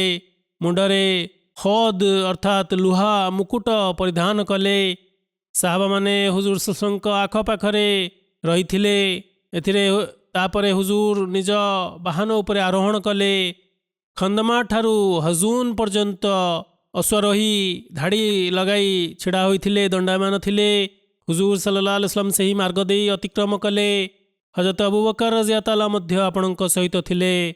ହୁଜୁର ତାଙ୍କ ସହିତ କଥାବାର୍ତ୍ତା କରୁଥିଲେ। ହଜରତ ଅବଦୁଲ୍ଲାହ ବିନ୍ ଉମର ରଜିୟଲ୍ଲାହୁ ବର୍ଣ୍ଣନା କରନ୍ତି, ହୁଜୁର ସല്ലଲ୍ଲାହୁ ଆଲୈହି ವಸಲ್ಲମ ଯେତେବେଳେ ମକ୍କା ବିଜୟ ଅବସରରେ କଦା ନାମକ ପର୍ବତ ପାର୍ଶ୍ୱ ଦେଇ ମକ୍କାରେ ପ୍ରବେଶ କଲେ, ସେତେବେଳେ ଦେଖିଲେ ଯେ ମହିଳାମାନେ ଅଶ୍ୱର ମୁହଁ ଉପରେ ନିଜର ଓଢ଼ଣୀ ମାରି ଅଶ୍ୱଗୁଡ଼ିକୁ ପଛକୁ ଘୁଞ୍ଚାଇବାକୁ ଚେଷ୍ଟା କରୁଛନ୍ତି। ଅତଏବ ହୁଜୁର ସല്ലଲ୍ଲାହୁ ଆଲୈହି ವಸಲ್ಲମ ସ୍ମିତ ହାସ୍ୟ ପ୍ରକାଶ କରି ହଜରତ ଅବୁ ବକର ରଜିୟଲ୍ଲାହୁଙ୍କ ଆଡ଼କୁ ଚାହିଁଲେ ଏବଂ କହିଲେ, ହେ ଅବୁ ବକର, ହସାନ ବିନ୍ ସାବିତ ରଜିୟଲ୍ଲାହୁ କ'ଣ କହିଛନ୍ତି, ଅର୍ଥାତ୍ ତାଙ୍କ କବିତା। ହୁଜୁର ସല്ലଲ୍ଲାହୁ ଆଲୈହି ವಸಲ್ಲମ ହଜରତ ହସାନ ବିନ୍ ସାବିତ ରଜିୟଲ୍ଲାହୁଙ୍କ ସମ୍ପର୍କରେ ହଜରତ ଅବୁ ବକର ରଜିୟଲ୍ଲାହୁଙ୍କୁ ପଚାରିଲେ। ସୁତରାଂ ହଜରତ ଅବୁ ବକର ରଜିୟଲ୍ଲାହୁ କବିତା ପାଠ କଲେ, ଯେଉଁ କବିତାର ଅନୁବାଦ ଏପରିକି, ତୁମେମାନେ ଯଦି ଏପରି ସୈନ୍ୟବାହିନୀ ଉପରେ ଧୂଳି ଉଡ଼ାଇ ଚାଲିଲ ନାହିଁ, ତେବେ ମୁଁ ନିଜର ପ୍ରିୟ ତଥା ଅଲିଅଳି ଝିଅକୁ ହରାଇ ଦେବି। ଏହି ସୈନ୍ୟବାହିନୀ ବାହାରିବାର ପ୍ରତିଶ୍ରୁତି ହେଉଛି କଦା ପର୍ବତ। ସେମାନେ ଦ୍ରୁତଗାମୀ ଅଶ୍ୱମାନଙ୍କ ଲଗାମକୁ ଟାଣୁଛନ୍ତି। ସେହି ଅଶ୍ୱମାନଙ୍କୁ ମହିଳାମାନେ ନିଜର ଓଢ଼ଣୀ ସାହାଯ୍ୟରେ ମାରିବାକୁ ପ୍ରୟାସ କରୁଛନ୍ତି। ତେବେ ହୁଜୁର ସല്ലଲ୍ଲାହୁ ଆଲୈହି ವସଲ୍ଲମ କହିଲେ, ଯେତେବେଳେ ସେଠାରେ ଏହି ଘଟଣା ଘଟୁଥିଲା, ସେତେବେଳେ ସେ ଅଶ୍ୱମାନଙ୍କର ଏହି ନକ୍ସା ଅଙ୍କନ କରିଛନ୍ତି। ହଜରତ ଇବ୍ନେ ଉମର ରଜିୟଲ୍ଲାହୁ, ହଜରତ ଇବ୍ନେ ଅବ୍ବାସ ରଜିୟଲ୍ଲାହୁ ବର୍ଣ୍ଣନା କରନ୍ତି, ମକ୍କା ବିଜୟ ଦିନ ହୁଜୁର ସല്ലଲ୍ଲାହୁ ଆଲୈହି ವସଲ୍ଲମ ପବିତ୍ର ମକ୍କା ସହରରେ ଯେତେବେଳେ ପ୍ରବେଶ କଲେ, ଆଉ ଖାନା କାବାର ଆଖପାଖରେ 360 ଗୋଟି ପିତୁଳା ଯାହାକି ପ୍ରତିଷ୍ଠା କରାଯାଇଥିଲା ଓ ସେମାନଙ୍କ ମଧ୍ୟରେ ସବୁଠାରୁ ବଡ଼ ତାଙ୍କର ପ୍ରତିମୂର୍ତ୍ତି ପ୍ରତିମା ହୁବୁଲ ଥିଲା। ଯାହାକି ଖାନାକାବାର ସମ୍ମୁଖରେ ରହିଥିଲା ତାହାକୁ ସ୍ଥାପିତ କରାଯାଇଥିଲା। ଇସାଫ ଓ ନାଇଲା ସେହି ସ୍ଥାନରେ ମଧ୍ୟ ରହିଥିଲେ ଯେଉଁଠି ଲୋକମାନେ ନିଜର ଜୀବମାନଙ୍କୁ ଆଣି ଜେବ କରୁଥିଲେ। ମକ୍କା ବିଜୟ ଦିନ ହୁଜୁର ସଲ୍ଲଲ୍ଲାହୁ ଆଲାଇହି वसल्लमଙ୍କ ହସ୍ତରେ ଏକ ଧନୁ ରହିଥିଲା। ହୁଜୁର ଯେତେବେଳେ ପିତୁଳା ଅର୍ଥାତ୍ ପ୍ରତିମା ପାଖ ଦେଇ ଅତିକ୍ରମ କରୁଥିଲେ ସେତେବେଳେ ସେହି ପିତୁଳାର ଚକ୍ଷୁକୁ ସେହି ଧନୁ ସାହାଯ୍ୟରେ ବିଧ କରୁଥିଲେ ଏବଂ କହୁଥିଲେ ଜାଲ୍ ହକ୍କୁ ଓ ଜାହାକଲ୍ ବାତିଲ ଇନ୍ନଲ ବାତିଲା କାନା ଜହୁକା, ଅର୍ଥାତ୍ ସତ୍ୟ ଆସିଗଲା ଓ ଅସତ୍ୟ ପଳାୟନ କଲା। ନିଃସନ୍ଦେହ ରୂପେ ଅସତ୍ୟ ପଳାୟନ କରିବାର ଥିଲା। ହୁଜୁର ସଲ୍ଲଲ୍ଲାହୁ ଆଲାଇହି वसल्लम ଖାନା କାବା ନିକଟରେ ପହଞ୍ଚିଗଲେ ଏବଂ ଖାନା କାବାକୁ ଦେଖିଲେ। ହୁଜୁର ସଲ୍ଲଲ୍ଲାହୁ ଆଲାଇହି वसल्लम ନିଜର ବାହନ ଉପରେ ବସି ଆଗକୁ ଅଗ୍ରସର ହେଲେ ଏବଂ ନିଜର ବାଡ଼ି ସହିତ ହଜରେ ଅସ୍ୱଦକୁ ସ୍ପର୍ଶ କରି ଅଲ୍ଲାହୁ ଅକ୍ବର କହିଲେ। ମୁସଲମାନମାନେ ମଧ୍ୟ ପ୍ରତି ଉତ୍ତରରେ ସ୍ଲୋଗାନ ଦେଲେ। ସେମାନେ ବାରମ୍ବାର ନାରେ ତକବୀରର ସ୍ଲୋଗାନ ଦେଉଥିଲେ। ଏପରିକି ଅଲ୍ଲାହୁ ଅକ୍ବରର ସ୍ଲୋଗାନରେ ମକ୍କାର ଗଳିକନ୍ଦି ଗୁଞ୍ଜରିତ ହୋଇ ଉଠିଲା। ହୁଜୁର ସଲ୍ଲଲ୍ଲାହୁ ଆଲାଇହି वसल्लम ସେମାନଙ୍କୁ ନୀରବ ହୋଇଯିବା ପାଇଁ ଇଙ୍ଗିତ କଲେ। ମୁଶ୍ରିକିନ୍ ଏହି ଦୃଶ୍ୟକୁ ଦେଖି ଆଚମ୍ବିତ ହେଲେ। ହୁଜୁର ସଲ୍ଲଲ୍ଲାହୁ ଆଲାଇହି वसल्लम ବୈତୁଲ୍ଲାହର ପରିକ୍ରମା କଲେ। ହଜରତ ମୁହମ୍ମଦ ବିନ୍ ମସଲମା ଓଟର ମଙ୍ଗ ଧରିଥିଲେ। ଆପଣ ସଲ୍ଲଲ୍ଲାହୁ ଆଲାଇହି वसल्लम ହଜରେ ଅସ୍ୱଦ ନିକଟକୁ ଆସିଲେ, ତାହାକୁ ସ୍ପର୍ଶ କଲେ ଓ ବୈତୁଲ୍ଲାହର ପରିକ୍ରମା କଲେ। ଇବ୍ନେ ଉମର ରାଦିୟାଲ୍ଲାହୁ ବର୍ଣ୍ଣନା କରନ୍ତି, ଆମେମାନେ ମସଜିଦରେ ଓଟକୁ ବସାଇବା ନିମନ୍ତେ ସ୍ଥାନ ପାଇଲୁ ନାହିଁ। ସେତେବେଳେ ଆମେମାନେ ଲୋକମାନଙ୍କ ପାପୁଲିରେ ଓହ୍ଲାଇଲୁ, ଅର୍ଥାତ୍ ଲୋକମାନେ ନିଜର ହାତ ଆଗକୁ ବଢ଼ାଇଲେ। ହୁଜୁର ସଲ୍ଲଲ୍ଲାହୁ ଆଲାଇହି वसल्लम ସେହି ହାତ ଉପରେ ପାଦ ରଖି ତଳକୁ ଓହ୍ଲାଇଲେ। ଓଟକୁ ବାହାରକୁ ନିଆଗଲା। ହଜରତ ମୁଆମ୍ମର ବିନ୍ ଅବଦୁଲ୍ଲା ରାଦିୟାଲ୍ଲାହୁ ବର୍ଣ୍ଣନା କରନ୍ତି, ସେ ଆସିଲେ ଓ ଓଟକୁ ଧରି ଉପତ୍ୟକା ଆଡ଼କୁ ନେଇ ଚାଲିଗଲେ। ଆଉ ଏକ ବର୍ଣ୍ଣନାରେ ଉଲ୍ଲେଖ ରହିଛି, ହୁଜୁର ସଲ୍ଲଲ୍ଲାହୁ ଆଲାଇହି वसल्लम ହଜରତ ଉମର ବିନ୍ ଖତ୍ତାବ ରାଦିୟାଲ୍ଲାହୁଙ୍କୁ ମକ୍କା ବିଜୟ ସମୟରେ ଆଦେଶ ଦେଲେ ଯେ ହେ ଉମର, ତୁମେ ଖାନା କାବା ମଧ୍ୟକୁ ଯାଅ ଓ ତହିଁରେ ବିଦ୍ୟମାନ ଥିବା ପ୍ରତ୍ୟେକ ପ୍ରତିମୂର୍ତ୍ତିକୁ ହଟାଇ ଦିଅ, ଛବିକୁ ହଟାଇ ଦିଅ। ଆଉ ଯେପର୍ଯ୍ୟନ୍ତ ତୁମେ ଏହି କାର୍ଯ୍ୟ ସମ୍ପନ୍ନ କରିନାହଁ ସେପର୍ଯ୍ୟନ୍ତ ମୁଁ ଖାନା କାବାରେ ପ୍ରବେଶ କରିବି ନାହିଁ। ହଜରତ ଇବ୍ରାହିମ ଆଲାଇହିସଲାମ ଓ ହଜରତ ଇସ୍ମାଇଲ ଆଲାଇହିସଲାମଙ୍କ ଛବି ମଧ୍ୟ କାଢ଼ି ଦିଆଗଲା। ଏହି ଦୁଇଟି ଛବିର ହାତରେ ଶକୁନ ବାହାର କରିବାର ତୀର ରହିଥିଲା। ଏମାନଙ୍କର ଛବି ମଧ୍ୟ ଖାନା କାବାର ଅଭ୍ୟନ୍ତରରେ ଅଙ୍କିତ ରହିଥିଲା। ଏମାନଙ୍କର ମୂର୍ତ୍ତି ମଧ୍ୟ ସେଠାରେ ତିଆରି କରି ସ୍ଥାପିତ କରାଯାଇଥିଲା। ହୁଜୁର ସଲ୍ଲଲ୍ଲାହୁ ଆଲାଇହି वसल्लम ସେହି ଛବି ଓ ପ୍ରତିମୂର୍ତ୍ତି ଗୁଡ଼ିକୁ ଦେଖିଲେ। ଆଲ୍ଲାହ ତାଆଲା ସେହି ମୂର୍ତ୍ତି ପୂଜକମାନଙ୍କର ସର୍ବନାଶ ଏବଂ କହିଲେ, ଆଲ୍ଲାହ ତାଆଲା ସେହି ମୂର୍ତ୍ତି ପୂଜକମାନଙ୍କର ସର୍ବନାଶ କରନ୍ତୁ, କାରଣ କୁରେଶ ମାନେ ହଜରତ ଇବ୍ରାହିମ ଓ ଇସ୍ମାଇଲ ଆଲାଇହିସଲାମଙ୍କର ପ୍ରତିମୂର୍ତ୍ତି ବନାଇ ତାଙ୍କ ହସ୍ତରେ ତୀର ରଖି ଶକୁନ ଅର୍ଥାତ୍ ଶୁଭ ଫଳ ବାହାର କରୁଥିଲେ। ଆଉ ଏହି ମିଛ ଓ ମନଗଢ଼ା କାହାଣୀ, କପୋଳକଳ୍ପିତ କାହାଣୀ ଗଢ଼ି ନେଇଥିଲେ। ଯେତେବେଳେ କି ଏହି ଅବତାର ଦ୍ୱୟ ପବିତ୍ର ଓ ତାଙ୍କର ଅର୍ଥାତ୍ କୁରେଶର ସମସ୍ତ ପ୍ରକାର ଏଭଳି କୁସଂସ୍କାରରୁ ସେ ପୃଥକ। ହଜରତ ଆବ୍ବାସ ବିନ୍ ଅବଦୁଲ୍ଲା ମୁତଲିବ କିମ୍ବା ହଜରତ ଅବୁ Sufian bin Harris bin Abdul ମୁତଲିବ ଏକ ପାତ୍ରରେ କୂପ ମଧ୍ୟରୁ ଜଳ କାଢ଼ିଲେ। ହୁଜୁର ସଲ୍ଲଲ୍ଲାହୁ ଆଲାଇହି वसल्लम ସେହି ପାତ୍ରରୁ କିଛି ପାଣି ସେବନ କଲେ, ପାନ କଲେ ଓ ତାପରେ ୱଜୁ ମଧ୍ୟ କଲେ। ସାହାବାମାନେ ଶୀଘ୍ର ଶୀଘ୍ର ହୁଜୁର ସଲ୍ଲଲ୍ଲାହୁଙ୍କ ଦ୍ୱାରା ସେହି ୱଜୁରୁ ଜଳକୁ ସଂଗ୍ରହ କରିବାକୁ ଲାଗିଲେ ଏବଂ ତାହାକୁ ନିଜ ମୁଖରେ ଢାଳିବାକୁ ଲାଗିଲେ। ଅବିଶ୍ୱାସକାରୀମାନେ ଏହି ସାହାବାମାନଙ୍କୁ ଦେଖୁଥିଲେ। ସାହାବାମାନଙ୍କର ଏପରି କାର୍ଯ୍ୟକଳାପ ଦେଖି, ଆଚରଣ ଦେଖି ସେମାନେ ଆଶ୍ଚର୍ଯ୍ୟଚକିତ ହେଉଥିଲେ ଯେ ସେମାନେ ହୁଜୁର ସଲ୍ଲଲ୍ଲାହୁଙ୍କୁ କିଭଳି ସମ୍ମାନ ଓ ମର୍ଯ୍ୟାଦା ପ୍ରଦାନ କରୁଛନ୍ତି। ତାଙ୍କ ପ୍ରତି, ହୁଜୁର ସଲ୍ଲଲ୍ଲାହୁଙ୍କ ପ୍ରତି ତାଙ୍କ ହୃଦୟରେ କିଭଳି ଅନୁରାଗ ରହିଛି, କିଭଳି ସେମାନେ ହୁଜୁର ସଲ୍ଲଲ୍ଲାହୁଙ୍କୁ ପ୍ରେମ କରୁଛନ୍ତି ତେବେ ହଜରତ ଜୁବେର ବିନ୍ ଆୱାମ ଅବୁ ସୁଫିଆନକୁ କହିଲା, ହେ ଅବୁ ସୁଫିଆନ, ହୁବୁଲ ଦେବତାକୁ ଧୂଳିସାତ କରିଦିଆଯାଇଛି, କିନ୍ତୁ ଓହ ଯୁଦ୍ଧ ଦିନ ତୁମେ ହୁବୁଲ ସମ୍ପର୍କରେ ବେଶ ଗର୍ବ ଓ ଅହଙ୍କାର କରୁଥିଲ। ଅବୁ ସୁଫିଆନ ଓହ ଯୁଦ୍ଧ ଦିନ ଏହି ଘୋଷଣା କରିଥିଲା ଯେ ହୁବୁଲର କୃପା ଯୋଗୁଁ ଆମେ ବିଜୟ ପ୍ରାପ୍ତ କଲୁ ଏବଂ ହୁବୁଲର ଯଶ ପଖାଣୁଥିଲା।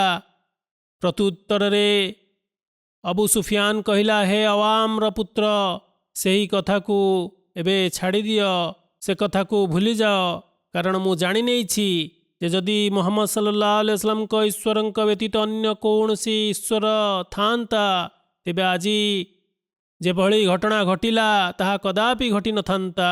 ତାପରେ ହୁଜୁର ସଲ୍ଲଲ୍ଲାହୁ ଆଲାଇହି वसल्लम କାବାର ଗୋଟିଏ କଣରେ ଯାଇ ବସିଗଲେ। ଲୋକମାନେ ଆପଣଙ୍କ ଆଖପାଖରେ ରୁଣ୍ଡ ହୋଇଗଲେ, ଏକତ୍ରିତ ହୋଇଗଲେ। ହଜରତ ଅବୁ ହୁରୈରା ରାଦିୟାଲ୍ଲାହୁ ବର୍ଣ୍ଣନା କରନ୍ତି, ମକ୍କା ବିଜୟ ଦିନ ହୁଜୁର ସଲ୍ଲଲ୍ଲାହୁ ଆଲାଇହି वसल्लम ବସି ବିଶ୍ରାମ କଲେ। ହଜରତ ଅବୁ ବକର ରାଦିୟାଲ୍ଲାହୁ ଖଡ୍ଗ ଧରି ଆପଣଙ୍କ ସୁରକ୍ଷା ନିମନ୍ତେ ଛିଡ଼ା ରହିଥିଲେ।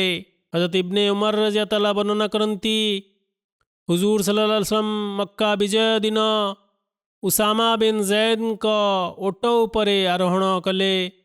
ପୁନଶ୍ଚ ହୁଜୁର ସଲ୍ଲଲ୍ଲାହୁ ଆଲାଇହି वसल्लम ଉସ୍ମାନ ବିନ୍ ତଲହା ରାଦିୟାଲ୍ଲାହୁଙ୍କୁ ଡାକିଲେ ଓ କହିଲେ, ତୁମେ ମୋ ନିକଟକୁ ଖାନା କାବାର ଚାବି ଆଣ। ଉସ୍ମାନ ବିନ୍ ତଲହା ଯେତେବେଳେ ନିଜ ମାତାଙ୍କ ନିକଟକୁ ଗଲେ ଖାନା କାବାର ଚାବି ସଂଗ୍ରହ କରିବାକୁ, ସେତେବେଳେ ତାଙ୍କ ମାତା ସେହି ଚାବି ଦେବାକୁ ତାଙ୍କୁ ମନା କରିଦେଲେ। ହଜରତ ଉସ୍ମାନ ବିନ୍ ତଲହା କହିଲେ, ହେ ମାତା, ତୁମେ ଚାବି ମୋତେ ପ୍ରଦାନ କରିଦିଅ, ନଚେତ୍ ଏହି ଖଡ୍ଗର ଅଗ୍ରଭାଗ ମୋ ଉଦରରେ ପ୍ରବେଶ କରିଯିବ, ମୋ ପ୍ରତି କଠୋରତା ପ୍ରଦର୍ଶନ କରାଯିବ। ଏଥିରେ ତାଙ୍କ ମାତା ତାଙ୍କୁ ଚାବି ପ୍ରଦାନ କରିଦେଇଥିଲେ। ବର୍ଣ୍ଣନାକାରୀ କୁହନ୍ତି, ସେତେବେଳେ ଉସ୍ମାନ ବିନ୍ ତଲହା ରାଦିୟାଲ୍ଲାହୁଙ୍କ ମାତାଙ୍କ ମାତାଶ୍ରୀ ଭୟରେ ଚାବି ପ୍ରଦାନ କରିଦେଇଥିଲେ। ଅତଏବ ଉସ୍ମାନ ବିନ୍ ତଲହା ରାଦିୟାଲ୍ଲାହୁ ହୁଜୁର ସଲ୍ଲଲ୍ଲାହୁଙ୍କ ପାଖକୁ ଚାବି ଧରି ଆସିଲେ ଏବଂ ହୁଜୁର ସଲ୍ଲଲ୍ଲାହୁଙ୍କୁ ହସ୍ତାନ୍ତର କଲେ। ତାହାକୁ ନେଇ ଖାନା କାବାର କବାଟ ଖୋଲାଗଲା। ହଜରତ Usman bin Zaid, Usama bin Zaid ରାଦିୟାଲ୍ଲାହୁ ବିଲାଲ ବିନ୍ ରବାହାଙ୍କୁ ହୁଜୁର ସଲ୍ଲଲ୍ଲାହୁ ସାଙ୍ଗରେ ଧରି ଖାନା କାବା ଭିତରକୁ ପ୍ରବେଶ କଲେ। ଖାନା କାବାର ଚାବି ହଜରତ ଉସ୍ମାନ ବିନ୍ ତଲହାଙ୍କ ନିକଟରେ ଥିଲା, ଅର୍ଥାତ୍ ହୁଜୁର ତାଙ୍କୁ ଫେରସ୍ତ କରିଥିଲେ ଏବଂ ସେହି ବଂଶରେ ଆଜି ପର୍ଯ୍ୟନ୍ତ ଏହି ଚାବି ରହିଆସିଛି, ଅର୍ଥାତ୍ ଏହି ଦାୟିତ୍ୱ ସେହି ବଂଶକୁ ପ୍ରଦାନ କରାଯାଇଥିଲା, ଯାହାକି ଆଜି ପର୍ଯ୍ୟନ୍ତ ବଳବତ୍ତର ରହିଛି।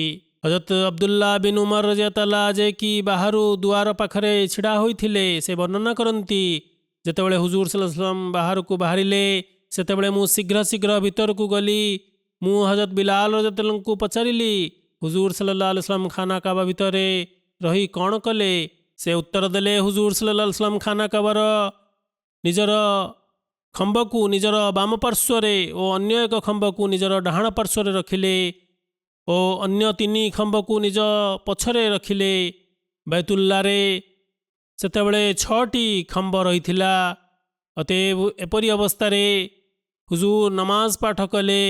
ଆଉ ଏକ ବର୍ଣ୍ଣନାରେ ଉଲ୍ଲେଖ ରହିଛି, ହୁଜୁର ସଲ୍ଲଲ୍ଲାହୁ ଆଲାଇହି वसल्लम 2ଟି ଖମ୍ବ ନିଜ ବାମ ପାର୍ଶ୍ୱରେ ଓ ଗୋଟିଏ ଖମ୍ବ ନିଜର ଡାହାଣ ପାର୍ଶ୍ୱରେ ଓ ଅନ୍ୟ 3ଟି ଖମ୍ବ ନିଜ ପଶ୍ଚାତ ଭାଗରେ ରଖିଥିଲେ। ଏପରି ଅବସ୍ଥାରେ ହୁଜୁର ସଲ୍ଲଲ୍ଲାହୁ ଆଲାଇହି वसल्लम 2 ରେକାତ ନମାଜ ପାଠ କରିଥିଲେ। ଏହା ମୁସଲିମର ବର୍ଣ୍ଣନା ଅଟେ।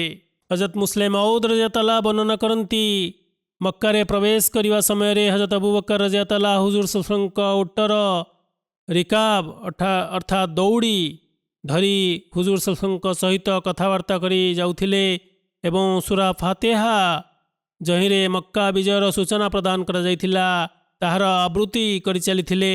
ହୁଜୁର ସଲ୍ଲଲ୍ଲାହୁ ଆଲାଇହି वसल्लम ସିଧା ଖାନା କାବା ଆଡ଼କୁ ଚାଲିଲେ ଓ ଓଟ ଉପରେ ଆରୋହଣ ହେଲେ ଓ 7 ଥର ହୁଜୁର ସଲ୍ଲଲ୍ଲାହୁ ଖାନା କାବାର ପରିକ୍ରମା କଲେ। ସେତେବେଳେ ହୁଜୁର ସଲ୍ଲଲ୍ଲାହୁଙ୍କ ହାତରେ ଏକ ବାଡ଼ି ରହିଥିଲା। ହୁଜୁର ଖାନା କାବାର ପାଖରେ ଯେଉଁ ସ୍ଥାନ ରହିଥିଲା, ଯେଉଁଠି ହଜରତ ଇବ୍ରାହିମ ଓ ହଜରତ ଇସ୍ମାଇଲ ଆଲ ଇସଲାମ ଏକସ୍ୱରବାଦର ଉପାସନା ନିମନ୍ତେ ନିର୍ମାଣ କରିଥିଲେ, ସେହି ସ୍ଥାନକୁ ସେମାନଙ୍କର ମାର୍ଗଭ୍ରଷ୍ଟ ସନ୍ତାନମାନେ ଯେଉଁଠାରେ ପିତୁଳା ସ୍ଥାପନ କରିଦେଇଥିଲେ ସେହି ଭାଗକୁ ହୁଜୁର ସଲ୍ଲଲ୍ଲାହୁ ଆଲୈହି वसल्लम ପରିଦର୍ଶନ କଲେ। ସେଠାରେ 360 ଗୋଟି ପିତୁଳା ରହିଥିଲା। ସେହି ପିତୁଳା ମଧ୍ୟ ଦେଇ ଯେତେବେଳେ ଅତିକ୍ରମ କରୁଥିଲେ ସେତେବେଳେ ହୁଜୁର ସଲ୍ଲଲ୍ଲାହୁ ଆଲୈହି वसल्लम ଗୋଟିଏ ପିତୁଳା ଉପରେ ନିଜର ବାଡ଼ି ପ୍ରହାର କରୁଥିଲେ ଏବଂ କହୁଥିଲେ, ଜାଲ ହକ୍କୁ ଜାହାକଲ ବାତିଲ ଇନ୍ନଲ ବାତିଲା କାନା ଜହୁକା। ଏହା ବନି ଇସ୍ରାଇଲର ଏକ ଆୟାତ ଯହିଁରେ ପ୍ରବାସ କରିବା ଓ ମକ୍କା ବିଜୟ କରିବାର ସୂଚନା ପ୍ରଦାନ କରାଯାଇଥିଲା। ୟୁରୋପୀୟ ଲେଖକମାନେ ଏହି କଥା ଉପରେ ଏକମତ ଯେ ଏହି ସୂରା ହେଉଛି ପ୍ରବାସ ପୂର୍ବର ସୂରା, ଅର୍ଥାତ୍ वकुर रब्बी अदखिलनी मुदखला सिद्कियों व आखरिजनी मुखरजा सिद्कियों वजाली मिल्लदुन का सुल्तान नसीरा वकुल जाल हक्कु वजाकल बातिल इन्नल बातिला काना जहूका। तेबे यही भविष्यवाणी अक्षरे अक्षरे पूर्ण होइथिला। हजरत अबू बकर रज़ियल्लाहु यही आयत को तिलावत करुथिबा समय रे मुसलमान ओ अविश्वासकारीଙ୍କ ମନରେ ଯେଉଁ ଭାବବେଗ ସୃଷ୍ଟି ହୋଇଥିଲା ତାହାକୁ ଶବ୍ଦରେ ବର୍ଣ୍ଣନା କରାଯାଇପାରିବ ନାହିଁ। ଅତଏବ ସେଦିନ ହଜରତ ଇବ୍ରାହିମ ଆଲାଇହିସଲାମଙ୍କ ସ୍ଥାନକୁ ପୁନଃ ଏକ ସ୍ୱରବାଦ ନିମନ୍ତେ ପୃଥକ କରିଦିଆଯାଇଥିଲା ଓ ପିତୁଳାଗୁଡ଼ିକୁ ଚିରକାଳ ପାଇଁ ଭାଙ୍ଗି ଦିଆଯାଇଥିଲା। ହୁଜୁର ସଲ୍ଲଲ୍ଲାହୁ ଆଲୈହି वसल्लम ଯେତେବେଳେ ହୁବୁଲ ନାମକ ପିତୁଳା ଉପରେ ନିଜର ବାଡ଼ି ପ୍ରହାର କଲେ ସେତେବେଳେ ତାହା ନିଜ ସ୍ଥାନରୁ ତଳେ ପଡ଼ିଯାଇଥିଲା। हजरत जुबैर रज़ियल्लाहु अबू सुफियान आड़क स्मित हास्य प्रकाश करी कहले, हे अबू सुफियान, ओह युद्ध दिन जेतेबेले मुसलमान माने आहत अवस्था पड़ी रही थिले सेतेबेले तुमे निज अहंकार भंगीरे उलुल हुबुल र स्लोगान देउथिल जे तुमको मुसलमान मानक उपरे विजय प्राप्ति होइछि। आज देख ସେହି ହୁବୁଲ ଦେବତା କିଭଳି ଖଣ୍ଡ ବିଖଣ୍ଡିତ ହୋଇ ପଡ଼ି ରହିଛି, ତୁମ ସମ୍ମୁଖରେ ପଡ଼ି ରହିଛି। ଅବୁ ସୁଫିଆନ କହିଲା, ହେ ଜୁବେର, ସେସବୁ କଥା ଆଜି ଛାଡ଼ିଦିଅ।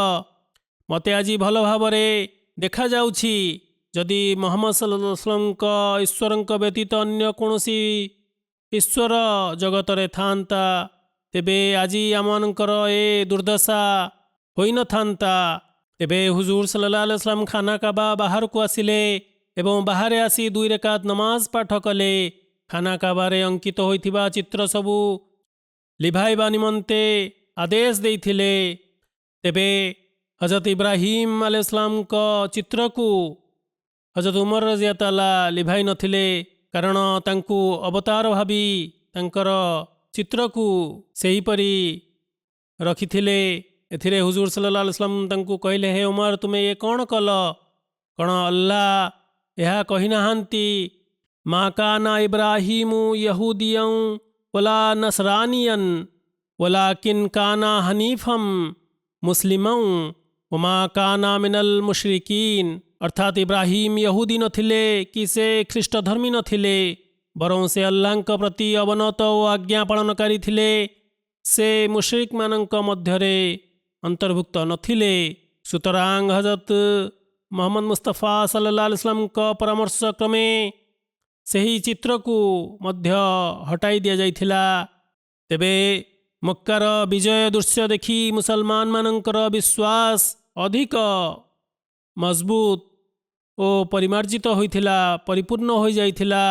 हुजूर सल्लल्लाहु अलैहि वसल्लम का मर्यादा को देखी साहाबा मानक विश्वास रे अभिवृद्धि घटिथिला। जेतेबेले जमजम झरणारू जलपान करने निमंते हुजूर सल्लल्लाहु अलैहि वसल्लम जल बरात कले एवं किछि जलपान करने पर हुजूर तहिरू वजू करथिले। तेबे सेतेबेले सही वजू जलरू बुंदाए मध्य भूपृष्ठरे पड़ी नथिला। मुसलमान माने सही वजूर जल को धरी नहीं थिले एवं सही कल्याणरू उपकृत होइथिले। मुश्रिक माने ताहा देखी कहूथिले, आमे माने संसार रे एपरि कोनोसी सम्राट देखि नाहु जार प्रजा माने ताहाकू एते भल पाउथिबे। हजरत ମସିହ ମଉଦ ଆଲୈହିସ୍ସଲାମ ହଜରେ ଅସ୍ୱଦ ସହିତ ମନୁଷ୍ୟର ହୃଦୟକୁ ତୁଳନା କରି ଉଦାହରଣ ଦେଇ କହିଛନ୍ତି, ତୁମେମାନେ ନିଜ ହୃଦୟରେ ଏହି କଥାକୁ ମନେ ରଖ, ଯେପରି ବାୟତୁଲ୍ଲାରେ କଳା ରଙ୍ଗର ପଥର ପଡ଼ି ରହିଛି ଯାହାର ନାମ ହଜରେ ଅସ୍ୱଦ, ଠିକ୍ ସେହିପରି ତୁମ ହୃଦୟର ଛାତି ଭିତରେ ପଡ଼ି ରହିଛି। ଅର୍ଥାତ୍ ଆମ ଶରୀରରେ ବି ଏକ ହୃଦୟ ରହିଛି। ବାୟତୁଲ୍ଲା ଉପରେ ମଧ୍ୟ ଏକ ଯୁଗ ଆସିଥିଲା ଯେ ମକ୍କାର ବିଶ୍ୱାସକାରୀମାନେ ସେଠାରେ ପିତୁଳାକୁ ସ୍ଥାପନ କରିଥିଲେ, ପ୍ରତିମୂର୍ତ୍ତି ପ୍ରତିଷ୍ଠା କରିଥିଲେ। ତେଣୁ ଏହା ସମ୍ଭବ ଥିଲା କି ବାୟତୁଲ୍ଲା ଉପରେ ସେହି ଯୁଗ ଆସି ନଥାନ୍ତା, କିନ୍ତୁ ଏପରି ନୁହେଁ। ବରଂ ଆଲ୍ଲାହ ତାଆଲା ଖାନା କାବାକୁ ଏକ ଦୃଷ୍ଟାନ୍ତ ସ୍ୱରୂପ ରଖିଥିଲେ। ମନୁଷ୍ୟର ହୃଦୟ ମଧ୍ୟ ହଜରେ ଅସ୍ୱଦ ପରି ମନୁଷ୍ୟର ହୃଦୟ ବାୟତୁଲ୍ଲା ସଦୃଶ, କିନ୍ତୁ ଆଲ୍ଲାହ ତାଆଲାଙ୍କ ବ୍ୟତିରେକେ ସେହି କାବାରେ ପିତୁଳା ଜନିତ ଚିନ୍ତାଧାରା ଉଦ୍ରେକ ହୋଇଥାଏ। ସେହି ଚିନ୍ତାଧାରା ନକାରାତ୍ମକ ଚିନ୍ତାଧାରା ହେଉଛି ପିତୁଳା। ଯେତେବେଳେ ଆମ ପ୍ରିୟ ମୁନିବ ହଜରତ ମହମ୍ମଦ ମୁସ୍ତଫା ସଲ୍ଲଲ୍ଲାହୁ ଆଲୈହି वसल्लम ନିଜର 10,000 ସାହାବାମାନଙ୍କୁ ଖାନା କାବାରେ ପ୍ରବେଶ କଲେ, ସେତେବେଳେ ଖାନା କାବାକୁ ଜୟ କରିନେଲେ। ସେହି 10,000 ସାହାବାମାନଙ୍କୁ ପୂର୍ବ ଧର୍ମଗ୍ରନ୍ଥ ମାନଙ୍କରେ ମଲାଏକା ବୋଲି ଆଖ୍ୟାୟିତ କରାଯାଇଛି, ଅର୍ଥାତ୍ ଦେବଦୂତ ନାମରେ ଅଭିହିତ କରାଯାଇଛି। ବାସ୍ତବରେ ସେହି ସାହାବାମାନଙ୍କର ମର୍ଯ୍ୟାଦା ଦେବତୁଲ୍ୟ ଥିଲା। ମନୁଷ୍ୟର ଶକ୍ତି ମଧ୍ୟ ଏକ ପ୍ରକାର ଦେବତୁଲ୍ୟ, କାରଣ ଯେପରି ଦେବଦୂତମାନଙ୍କର ଏହି ମର୍ଯ୍ୟାଦା ରହିଛି, ୟଫଲୁନା ମା ୟୁମରୁନ୍, ଅର୍ଥାତ୍ ସେମାନଙ୍କୁ ଯେଉଁ ଆଦେଶ ଦିଆଯାଇଥାଏ ସେମାନେ ତାହାର ପାଳନ କରିଥାନ୍ତି। ସେହିପରି ମାନବୀୟ ଶକ୍ତିର ଏହି ବିଶେଷତା ରହିଛି ଯେ ମନୁଷ୍ୟକୁ ଯେତେବେଳେ କୌଣସି କଥାର ଆଦେଶ ଦିଆଯାଏ ସେତେବେଳେ ସେମାନେ ସେହି ଆଦେଶର ପାଳନ କରିଥାନ୍ତି। ଠିକ୍ ସେହିପରି ସମସ୍ତ ଶକ୍ତି ଓ ଅଙ୍ଗ ପ୍ରତ୍ୟଙ୍ଗ ମନୁଷ୍ୟର ଆଦେଶ ଅଧୀନ। ତେଣୁ ଆଲ୍ଲାହ ତାଆଲାଙ୍କ ବ୍ୟତୀତ ପିତୁଳାମାନଙ୍କର ପରାଜୟ ଓ ମୂଳୋତ୍ପାଟ ନିମନ୍ତେ ଏହା ଜରୁରୀ ଯେ ସେମାନଙ୍କ ଉପରେ ସେହିପରି ଚଢ଼ଉ କରାଯାଉ ଯେପରି ଶରୀରର ଅନ୍ୟ ଅଙ୍ଗ ପ୍ରତ୍ୟଙ୍ଗ ଉପରେ ଚଢ଼ାଉ କରାଯାଇଥାଏ। ଏହା ଆତ୍ମଶୁଦ୍ଧି ମୂଳକ ସୈନ୍ୟବାହିନୀ ଦ୍ୱାରା ପ୍ରସ୍ତୁତ ହୋଇଥାଏ। ସୁତରାଂ ପବିତ୍ର କୁରାନରେ ଆଲ୍ଲାହ ତାଆଲା କହିଛନ୍ତି, କଦ୍ ଆଫ୍ଲାହା ମାନ ଜକ୍କାହା, ଅର୍ଥାତ୍ ଯେଉଁ ବ୍ୟକ୍ତି ପବିତ୍ରତା ଅବଲମ୍ବନ କରି ନିଜ ଆତ୍ମାକୁ ଶୁଦ୍ଧ କରିନେଲା ସେ ସାଫଲ୍ୟମଣ୍ଡିତ ହେଲା। ହଦିସରେ ବର୍ଣ୍ଣିତ ରହିଛି, ଯଦି ହୃଦୟର ସଂଶୋଧନ ହୋଇଯାଏ ତେବେ ସମଗ୍ର ଶରୀର ସଂଶୋଧିତ ହୋଇଯାଇଥାଏ। ଏହା ନିରାଟ ସତ୍ୟ ଯେ ଆଖି, କାନ, ହାତ, ଗୋଡ଼, ପାଟି ପ୍ରତ୍ୟେକ ଅଙ୍ଗ ପ୍ରତ୍ୟଙ୍ଗ ବାସ୍ତବରେ ହୃଦୟର ଧର୍ମାଦେଶ ଉପରେ କାର୍ଯ୍ୟକାରୀ କରିଥାନ୍ତି। ଯେତେବେଳେ ମନ ମଧ୍ୟରେ କୌଣସି ଧାରଣା, କୌଣସି ଦୁଶ୍ଚିନ୍ତା ସୃଷ୍ଟି ହୁଏ ସେତେବେଳେ ମନ ଯେଉଁ ଅଙ୍ଗଗୁଡ଼ିକୁ କାର୍ଯ୍ୟ କରିବା ନିମନ୍ତେ ଆଦେଶ ଦିଏ ସେହି ଅଙ୍ଗଗୁଡ଼ିକ ତୁରନ୍ତ ମନର ହୃଦୟର ଆଦେଶର ପାଳନ କରିଥାନ୍ତି। ହଜରତ ମସିହ ମଉଦ ଆଲୈହିସ୍ସଲାମ ଏହିପରି ଉଦାହରଣ ଦେଇଛନ୍ତି ଯେ, ହେ ମୋର ଜମାତ, ଆପଣମାନେ ନିଜ ମନରେ ଥିବା ପିତୁଳାକୁ ଦେବତାମାନଙ୍କ ମାଧ୍ୟମରେ ଦୂର କର, କାରଣ ଏପରି କରିବା ଦ୍ୱାରା ଆପଣମାନେ ପ୍ରକୃତ ବିଶ୍ୱାସକାରୀ ସାବ୍ୟସ୍ତ ହୋଇଯିବେ। ହଜରତ ଇବ୍ନେ ଅବ୍ବାସ ରାଦିୟଲ୍ଲାହୁ ବର୍ଣ୍ଣନା କରନ୍ତି, ହୁଜୁର ସଲ୍ଲଲ୍ଲାହୁ ଆଲୈହି वसल्लम ମକ୍କା ବିଜୟ ଦିନ କହିଲେ, ହେ ସାହାବାମାନେ, ବର୍ତ୍ତମାନ ଆଉ ପ୍ରବାସ ହେବ ନାହିଁ, କିନ୍ତୁ ଜିହାଦ ଓ ନିୟତ ଅବଶିଷ୍ଟ ରହିବ, ବାକି ରହିବ। ଯେତେବେଳେ ତୁମମାନଙ୍କର ଜିହାଦରେ ବାହାରିବା ନିମନ୍ତେ କୁହାଯିବ ସେତେବେଳେ ତୁମେମାନେ ବାହାରିଯିବ। ଯେଉଁଦିନ ଠାରୁ ଆଲ୍ଲାହ ତାଆଲା ଆକାଶ ଓ ପୃଥିବୀକୁ ସୃଷ୍ଟି କରିଛନ୍ତି ସେହିଦିନ ଠାରୁ ଏହି ମକ୍କା ସହରକୁ ସେ ହରମ ବୋଲି ଘୋଷିତ କରିଛନ୍ତି, ଅର୍ଥାତ୍ ଏଠାରେ କୌଣସି ଅପରାଧୀମୂଳକ କାର୍ଯ୍ୟ, ଗର୍ହିତ କାର୍ଯ୍ୟ ବର୍ଜନୀୟ। ତେଣୁ ମକ୍କା ପ୍ରଳୟ ଦିବସ ପର୍ଯ୍ୟନ୍ତ ହରମ ହିଁ ରହିବ। ହୁଜୁର ସଲ୍ଲଲ୍ଲାହୁ ଆଲୈହି वसल्लम କହିଲେ, ଏହି ହରମ ଅଞ୍ଚଳରେ ମୋ ପୂର୍ବରୁ କୌଣସି ଅବତାର ପାଇଁ ଯୁଦ୍ଧ କରିବା ବୈଧ ନଥିଲା, କିନ୍ତୁ ମୋ ନିମନ୍ତେ କିଛି ସମୟ ପାଇଁ ଏହା ବୈଧ କରାଗଲା। ଆଉ ଏବେଠାରୁ ପ୍ରଳୟ ଦିବସ ପର୍ଯ୍ୟନ୍ତ ଏହି ଭୂମି ହରମ ହୋଇ ହିଁ ରହିବ। ଏଠାରେ କୌଣସି ପ୍ରକାର ରକ୍ତପାତ ହେବ ନାହିଁ, ଏଠାରେ କୌଣସି ଘାସ କଟାଯିବ ନାହିଁ।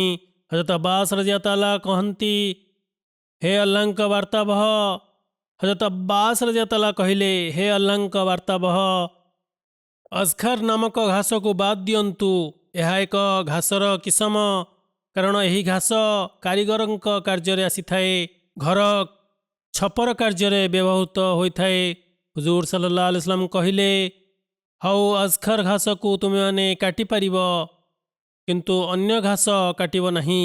ହଜରତ ଅବୁ ହୁରୈରା ରାଦିୟଲ୍ଲାହୁ ବର୍ଣ୍ଣନା କରନ୍ତି, ଯେତେବେଳେ ଆଲ୍ଲାହ ତାଆଲା ହୁଜୁର ସଲ୍ଲଲ୍ଲାହୁ ଆଲାଇହି वसल्लमଙ୍କ ପାଇଁ ମକ୍କାକୁ ଜୟ କରାଇଦେଲେ, ସେତେବେଳେ ହୁଜୁର ଲୋକମାନଙ୍କ ଗହଣରେ ଛିଡ଼ା ହେଲେ ଏବଂ ଆଲ୍ଲାହଙ୍କ ପ୍ରଶଂସା ଗାନ କଲେ ଓ କହିଲେ, ନିଃସନ୍ଦେହ ରୂପେ ଆଲ୍ଲାହ ତାଆଲା ମକ୍କାକୁ ହାତୀବାଲା ଅର୍ଥାତ୍ ଅସହାବୁଲ ଫିଲ୍ଙ୍କ ଠାରୁ ସୁରକ୍ଷିତ ରଖିଥିଲେ। ସେ ନିଜର ବାର୍ତ୍ତାବହଙ୍କୁ ଓ ବିଶ୍ୱାସକାରୀମାନଙ୍କୁ ଏହି ଅସହାବୁଲ ଫିଲ୍ ସୈନ୍ୟବାହିନୀଙ୍କ ଉପରେ ବିଜୟ ପ୍ରଦାନ କରିଥିଲେ। ମୋ ପୂର୍ବରୁ କୌଣସି ଅବତାର ଓ ବ୍ୟକ୍ତି ନିମନ୍ତେ ମକ୍କା ଯୁଦ୍ଧ କରିବା ପାଇଁ ବୈଧ ନଥିଲା, କିନ୍ତୁ ମୋ ନିମନ୍ତେ କିଛି ମୁହୂର୍ତ୍ତ ପାଇଁ ତାହାକୁ ଅର୍ଥାତ୍ ଯୁଦ୍ଧ କରିବାକୁ ବୈଧ କରାଗଲା। କିନ୍ତୁ ମୋ ପରେ ଅନ୍ୟ କାହା ପାଇଁ ଏପରିକି ପ୍ରଳୟ ଦିବସ ପର୍ଯ୍ୟନ୍ତ ଏହା ବୈଧ ହେବ ନାହିଁ, ଅର୍ଥାତ୍ ମକ୍କାରେ କୌଣସି ପ୍ରକାର ଯୁଦ୍ଧ କି ରକ୍ତପାତ ହେବ ନାହିଁ। ୟମନର ଜଣେ ବ୍ୟକ୍ତି ଯାହାର ନାମ ଅବୁ ଶାହ ଥିଲା, ସେ ଛିଡ଼ା ହେଲା ଓ କହିଲା, ହେ ଅଲ୍ଲାହଙ୍କ ବାର୍ତ୍ତାବହ, ମୋ ନିମନ୍ତେ ଏହି କଥା ଲେଖିଦିଅନ୍ତୁ। ବର୍ଣ୍ଣନାକାରୀ କୁହନ୍ତି ଯେ ମୁଁ ୱଜାଇଙ୍କୁ ପଚାରିଲି, ହେ ୱଜାଇ, ଅବୁ ଶାହ ଯେଉଁ କଥା କହିଲେ ଯେ ମୋ ନିମନ୍ତେ ଏହି କଥା ଲେଖିଦିଅନ୍ତୁ, ତାହା କ'ଣ ଥିଲା? ସେ କହିଲେ, ଏହାର ଅର୍ଥ ଏହା ଥିଲା ଯେ ହୁଜୁର ସଲ୍ଲଲ୍ଲାହୁ ଆଲାଇହି वसल्लम ଯେଉଁ ଖୁତବା ଦେଇଛନ୍ତି, ଯେଉଁ ଖୁତବାକୁ ସେ ବର୍ତ୍ତମାନ ଶୁଣିଛି, ତାହା ତାଙ୍କ ପାଇଁ ଲେଖାଇ ଦିଅନ୍ତୁ। ତାହା ସେ ବରାଦ କରିଥିଲା। ସିରତ ଇବ୍ନେ ଶାମରେ ବର୍ଣ୍ଣିତ ରହିଛି, ହୁଜୁର ସଲ୍ଲଲ୍ଲାହୁ ଆଲାଇହି वसल्लम ଖାନା କାବାର ଦ୍ୱାର ପାଖରେ ଛିଡ଼ା ହୋଇ କହିଲେ, ଆଲ୍ଲାହ ତାଆଲାଙ୍କ ବ୍ୟତୀତ ଅନ୍ୟ କେହି ଉପାସ୍ୟ ନୁହଁ, ସେ ଏକ ଓ ଅଦ୍ୱିତୀୟ, ତାଙ୍କର କେହି ସମତୁଲ୍ୟ ନୁହନ୍ତି। ସେ ନିଜର ଅଙ୍ଗୀକାରକୁ ସତ୍ୟ କରି ଦେଖାଇଲେ, ସେ ଏକାକୀ ସମସ୍ତ ସୈନ୍ୟବାହିନୀକୁ ପରାସ୍ତ କରିଦେଲେ। ଏ ଲୋକମାନେ ସମସ୍ତ ଗର୍ବ ଓ ପ୍ରତିଶୋଧ ତଥା ସମସ୍ତ ରକ୍ତପାତ ମୋର ଏହି ଦୁଇ ପାଦ ତଳେ, କିନ୍ତୁ ଖାନା କାବାର ଚାବି ଏବଂ ଜମଜମ କୂପରୁ ଜଳପାନ କରାଇବାର ସେବା ସେହିମାନଙ୍କୁ ପ୍ରାପ୍ତ ହେବ ଯେଉଁମାନେ ପୂର୍ବରୁ ଏହାର ଦାୟିତ୍ୱ ତୁଲାଇ ଆସୁଥିଲେ। ହେ ଲୋକମାନେ, ଯେଉଁ ବ୍ୟକ୍ତିଙ୍କୁ ଭୁଲବଶତଃ ଚାବୁକ ଦ୍ୱାରା ମାଡ଼ ଦିଆଯାଏ, ତେବେ ଏହି ପାବନ ଭୂମିରେ ଅର୍ଥାତ୍ ହରମରେ ତାହାକୁ ଦିୟତ ଅର୍ଥାତ୍ କ୍ଷତିପୂରଣ ଦିଆଯିବ। କ୍ଷତିପୂରଣ ରୂପେ 100 ଗୋଟି ଓଟ। ହେ କୁରେଶମାନେ, ଈଶ୍ୱର ତୁମମାନଙ୍କ ଠାରୁ ଅଶିକ୍ଷିତ ଯୁଗର ଶତ୍ରୁତା, ବୈରାଗ୍ୟ ଓ ଗର୍ବ ଅହଙ୍କାରକୁ ଦୂର କରିଦେଇଛନ୍ତି। ଯାହା ପୂର୍ବପୁରୁଷଙ୍କ ସହିତ ପ୍ରଦର୍ଶନ କରାଯାଉଥିଲା, ତାହା ଆଉ ବାକି ରହିଲା ନାହିଁ। ସମସ୍ତ ଲୋକମାନେ ହଜରତ ଆଦମଙ୍କ ସନ୍ତାନ। ଆଦମକୁ ଆଲ୍ଲାହ ତାଆଲା ମାଟିରୁ ସୃଷ୍ଟି କରିଥିଲେ। ପୁନଶ୍ଚ ଏହି ଆୟତର ହୁଜୁର ସଲ୍ଲଲ୍ଲାହୁ ଆଲାଇହି वसल्लम ତିଲାୱତ କଲେ, ୟା ଆୟୁହାନ୍ନାସୁ ଇନ୍ନା ଖଲକନାକୁମ୍ ମିନ୍ ज़करिन व उनसा वजालनाकुम शुऊबन व कबाइला लितारफू इन्ना अक्रमकुम इंदल्लाहि अत्काकुम। ଅର୍ଥାତ୍ ହେ ଲୋକମାନେ, ଆମ୍ଭେ ତୁମମାନଙ୍କୁ ନର ଓ ନାରୀଙ୍କ ଠାରୁ ସୃଷ୍ଟି କରିଅଛୁ, ତୁମମାନଙ୍କୁ ଅନେକ ଜାତି ଓ ବଂଶରେ ବିଭକ୍ତ କରିଅଛୁ, ଯେପରିକି ତୁମେମାନେ ପରସ୍ପରକୁ ଚିହ୍ନି ପାରିବ। ତୁମମାନଙ୍କ ମଧ୍ୟରୁ ସବୁଠାରୁ ଅଧିକ ଧର୍ମପରାୟଣ ସେ, ଯେ ଅଲ୍ଲାହଙ୍କ ନିକଟରେ ସମସ୍ତଙ୍କ ଅପେକ୍ଷା ଅଧିକ ସମ୍ମାନିତ। ପୁନଶ୍ଚ ହୁଜୁର କହିଲେ, ହେ କୁରେଶମାନେ, ତୁମେମାନେ କ'ଣ ଭାବୁଛ ମୁଁ ତୁମ ସହିତ କି ବ୍ୟବହାର କରିବି? କୁରେଶମାନେ କହିଲେ, ହୁଜୁର ଯାହା କରିବେ ତାହା ଆମ ପାଇଁ ସର୍ବୋତ୍କୃଷ୍ଟ ହେବ। ଆପଣ ସମ୍ମାନସ୍ପଦ ଭାଇ, ସମ୍ମାନସ୍ପଦ ଭାଇଙ୍କର ପୁତ୍ର, ଆପଣ ଆମମାନଙ୍କ ଉପରେ ଦୟା ପ୍ରବେଶ ହେବେ। ଏଥିରେ ହୁଜୁର ସଲ୍ଲଲ୍ଲାହୁ ଆଲାଇହି वसल्लम କହିଲେ, ଠିକ୍ ଅଛି, ସେହିପରି ହିଁ ହେବ। ଆଜି ତମେ ସମସ୍ତେ ସ୍ୱାଧୀନ, ତୁମ ସମସ୍ତଙ୍କୁ କ୍ଷମା କରାଯାଉଅଛି। ଆଉ ଏକ ବର୍ଣ୍ଣନାରେ ହୁଜୁର ସଲ୍ଲଲ୍ଲାହୁ ଆଲାଇହି वसल्लम ମକ୍କାର ବିଶ୍ୱାସକାରୀମାନଙ୍କୁ କହିଲେ, अकूलु कमा काला यूसुफु ला तस्रिबा अलैकुमुल यौमा यगफिरुल्लाहु लकुम वहुआ अरहमुर राहिमीन। अर्थात हे मक्कावासी, ମୁଁ ଆପଣମାନଙ୍କୁ ତାହା ହିଁ କହିବି ଯାହା ୟୁସୁଫ ଆଲାଇହିସ୍ସଲାମ କହିଥିଲେ, ଆଜି ତୁମମାନଙ୍କୁ କେହି ନିନ୍ଦା ଅପବାଦ କରିବ ନାହିଁ। ଆଲ୍ଲାହ ତାଆଲା ତୁମମାନଙ୍କୁ କ୍ଷମା ପ୍ରଦାନ କରିଦିଅନ୍ତୁ, ତମ ସହିତ ଦୟା ପ୍ରଦର୍ଶନ କରନ୍ତୁ। ତେବେ ଯେତେବେଳେ ଲୋକମାନେ ଏକଥା ଶୁଣିବାକୁ ପାଇଲେ, ସେତେବେଳେ ନିଜ ଘରୁ ସେମାନେ ଏପରି ବାହାରିଲେ ଯେପରି କବର ମଧ୍ୟରୁ ମୃତ ବ୍ୟକ୍ତିମାନେ ବାହାରି ଆସିଛନ୍ତି ଏବଂ ଏହି ଲୋକମାନେ ଇସଲାମ ଧର୍ମରେ ପ୍ରବେଶ କରିଗଲେ, ଅର୍ଥାତ୍ ମୁସଲମାନ ହେଲେ, ଇସଲାମର ଦୀକ୍ଷା ନେଲେ। ହଜରତ ମୁସଲିମ ମଉଦ ରଜିୟଲ୍ଲାହୁ ମକ୍କାବାସୀଙ୍କୁ କ୍ଷମା କରିବା ସଂକ୍ରାନ୍ତରେ ବର୍ଣ୍ଣନା କରନ୍ତି। ଯେତେବେଳେ ହୁଜୁର ସଲ୍ଲଲ୍ଲାହୁ ଆଲାଇହି वसल्लम ବିଭିନ୍ନ କଥାରୁ ଚିନ୍ତାମୁକ୍ତ ହେଲେ ଓ ଅର୍ଥାତ୍ ବିଭିନ୍ନ ବିଷୟ ସମ୍ପନ୍ନ କରିଦେଲେ ଓ ମକ୍କାବାସୀଙ୍କ ନିକଟରେ ଉପସ୍ଥିତ ହେଲେ, ଯେତେବେଳେ ଆପଣ କହିଲେ, ହେ ମକ୍କାର ଲୋକମାନେ, ତୁମେମାନେ ଦେଖିଲ ଯେ ଈଶ୍ୱରଙ୍କ ନିଦର୍ଶନ, ଈଶ୍ୱରଙ୍କ ପ୍ରତିଶ୍ରୁତି କିଭଳି ଅକ୍ଷରେ ଅକ୍ଷରେ ପୂରଣ ହେଲା। ବର୍ତ୍ତମାନ କୁହ, ତୁମମାନଙ୍କର ସେହି ଅତ୍ୟାଚାର, ସେହି ଉପଦ୍ରବ କି ଫଳ ଆଣିଲା? ତୁମେମାନେ ନିରୀହ ଲୋକମାନଙ୍କ ଉପରେ ଯେଉଁ ଅକଥନୀୟ ଅତ୍ୟାଚାର କରୁଥିଲ, ନିର୍ଯାତନା ଦେଉଥିଲ, କଷଣ ଦେଉଥିଲ, ତାହା ଫଳରେ ତୁମକୁ କ'ଣ ମିଳିଲା? ମକ୍କାବାସୀ କହିଲେ, ହେ ମହମ୍ମଦ, ଆମେମାନେ ଆପଣଙ୍କ ଠାରୁ ସେହି ବ୍ୟବହାରର ଆଶା କରୁଛୁ ଆଜି ଯେଉଁ ବ୍ୟବହାର ହଜରତ ୟୁସୁଫ ଆଲାଇହିସ୍ସଲାମ ନିଜର ଭାଇମାନଙ୍କ ପ୍ରତି ପ୍ରଦର୍ଶନ କରିଥିଲେ। ଏହି କଥାର ଭବିଷ୍ୟବାଣୀ ଆଲ୍ଲାହ ତାଆଲା ସୂରା ୟୁସୁଫରେ ବହୁ ପୂର୍ବରୁ ହିଁ କରିଦେଇଥିଲେ ଓ ମକ୍କା ବିଜୟର 10 ବର୍ଷ ପୂର୍ବେ କହିଦେଇଥିଲେ ଯେ ହେ ମହମ୍ମଦ, ତୁମ୍ଭେ ମକ୍କାବାସୀଙ୍କ ସହିତ ସେହି ବ୍ୟବହାର ପ୍ରଦର୍ଶନ କରିବ ଯେଉଁ ବ୍ୟବହାର ହଜରତ ୟୁସୁଫ ନିଜର ଭାଇମାନଙ୍କ ସହିତ କରିଥିଲେ। ଆଲ୍ଲାହ ତାଆଲା ଯେତେବେଳେ ମକ୍କାବାସୀଙ୍କ ତୁଣ୍ଡରୁ ଏହି କଥାର ପୁଷ୍ଟି କରାଇଲେ, ସେତେବେଳେ ହୁଜୁର ସଲ୍ଲଲ୍ଲାହୁ ଆଲାଇହି वसल्लम ଏହି ଘୋଷଣା କରାଇଦେଲେ, ଲା ତସ୍ରିବା ଆଲୈକୁମ ଅଲ୍ ୟୌମ, ଅର୍ଥାତ୍ ଆଜି ତୁମମାନଙ୍କ ଉପରେ କୌଣସି ଧରପକଡ଼ ନାହିଁ, ତୁମେମାନେ ସ୍ୱାଧୀନ, ତୁମେମାନେ ମୁକ୍ତ। ହଜରତ ମସିହ ମଉଦ ଆଲୈହିସ୍ସଲାମ ବର୍ଣ୍ଣନା କରନ୍ତି, ହୁଜୁର ସଲ୍ଲଲ୍ଲାହୁ ଆଲାଇହି वसल्लम ଯେତେବେଳେ ମକ୍କାକୁ ଜୟ କରିନେଲେ, ସେତେବେଳେ ଅବିଶ୍ୱାସକାରୀମାନଙ୍କୁ ଗିରଫ କରି ହୁଜୁର ସଲ୍ଲଲ୍ଲାହୁଙ୍କ ସମ୍ମୁଖରେ ଉପସ୍ଥାପିତ କରାଗଲା। ସେତେବେଳେ ସେମାନେ ନିଜର ଜଘନ୍ୟ ଅପରାଧର ସ୍ୱୀକାର କରିଥିଲେ ଏବଂ ସେଥିପାଇଁ ସେମାନେ ନିଜକୁ ମୃତ୍ୟୁଦଣ୍ଡାଦେଶ ଭୋଗ କରିବାର ମନେ କରୁଥିଲେ। କିନ୍ତୁ ସେମାନେ କହିଲେ, ଆମେମାନେ ନିଜକୁ ଆପଣଙ୍କ ଅର୍ଥାତ୍ ହୁଜୁର ସଲ୍ଲଲ୍ଲାହୁଙ୍କ ଦୟା ସମ୍ମୁଖରେ ଟେକି ଦେଉଛୁ। ଅତଏବ ସେତେବେଳେ ହୁଜୁର ସଲ୍ଲଲ୍ଲାହୁ ଆଲାଇହି वसल्लम ସେ ସମସ୍ତଙ୍କୁ କ୍ଷମା କରିଦେଇଥିଲେ। ଏତେ ଅବସରରେ କ୍ଷମା ନିମନ୍ତେ ହୁଜୁର ଇସଲାମ ଧର୍ମ ସ୍ୱୀକାର କରିବାର ସର୍ତ୍ତ ରଖିଲେ ନାହିଁ, କିନ୍ତୁ ସେହି ଲୋକମାନେ ଏହି ଉତ୍ତମ ଆଚରଣକୁ ଦେଖି ସ୍ୱତଃ ମୁସଲମାନ ପାଲଟି ଯାଇଥିଲେ। ହଜରତ ମସିହ ମଉଦ ଆଲୈହିସ୍ସଲାମ ପୁନଶ୍ଚ କୁହନ୍ତି, ହୁଜୁର ସଲ୍ଲଲ୍ଲାହୁ ଆଲାଇହି वसल्लमଙ୍କ ଚାରିତ୍ରିକ ଶକ୍ତିର ସାମର୍ଥ୍ୟ ଥିଲା ଯେ ବିରୋଧୀମାନେ ହୁଜୁର ସଲ୍ଲଲ୍ଲାହୁଙ୍କୁ ଆପଣଙ୍କ ଅନୁଗାମୀମାନଙ୍କୁ ଯେଭଳି ଭାବରେ ନିର୍ଯାତନା ଓ ପୀଡ଼ା ଦେଇଥିଲେ, ତାହା ପ୍ରତିବଦଳରେ ହୁଜୁର ତାଙ୍କୁ ସମ୍ପୂର୍ଣ୍ଣ ରୂପେ କ୍ଷମା କରିଦେଇଥିଲେ, କ୍ଷମାଚରଣ କରିଥିଲେ। ଏହା ଆପଣଙ୍କର ବୈଶିଷ୍ଟ୍ୟ ଓ ସର୍ବୋଚ୍ଚ ମର୍ଯ୍ୟାଦାର ପରିପ୍ରକାଶ ଥିଲା। ଅବୁ ଜେହେଲ ଓ ତାର ସାଥୀମାନଙ୍କୁ ଏପରି କେଉଁ କଷ୍ଟ ଥିଲା ଯାହାକି ସେମାନେ ହୁଜୁର ସଲ୍ଲଲ୍ଲାହୁଙ୍କୁ ଓ ଆପଣଙ୍କ ସାଥୀମାନଙ୍କୁ ଦେଇନଥିଲେ। ମୁସଲମାନମାନଙ୍କୁ, ଏପରିକି ମହିଳାମାନଙ୍କୁ 2ଟି ଓଟରେ ତାଙ୍କୁ ବାନ୍ଧି ତାକୁ ବିପରୀତ ପାର୍ଶ୍ୱରେ ଓଟଗୁଡ଼ିକୁ ଦୌଡ଼ାଉଥିଲେ। ଫଳତଃ ମହିଳାଙ୍କର ଶରୀର 2 ଫାଳ ହୋଇଯାଉଥିଲା।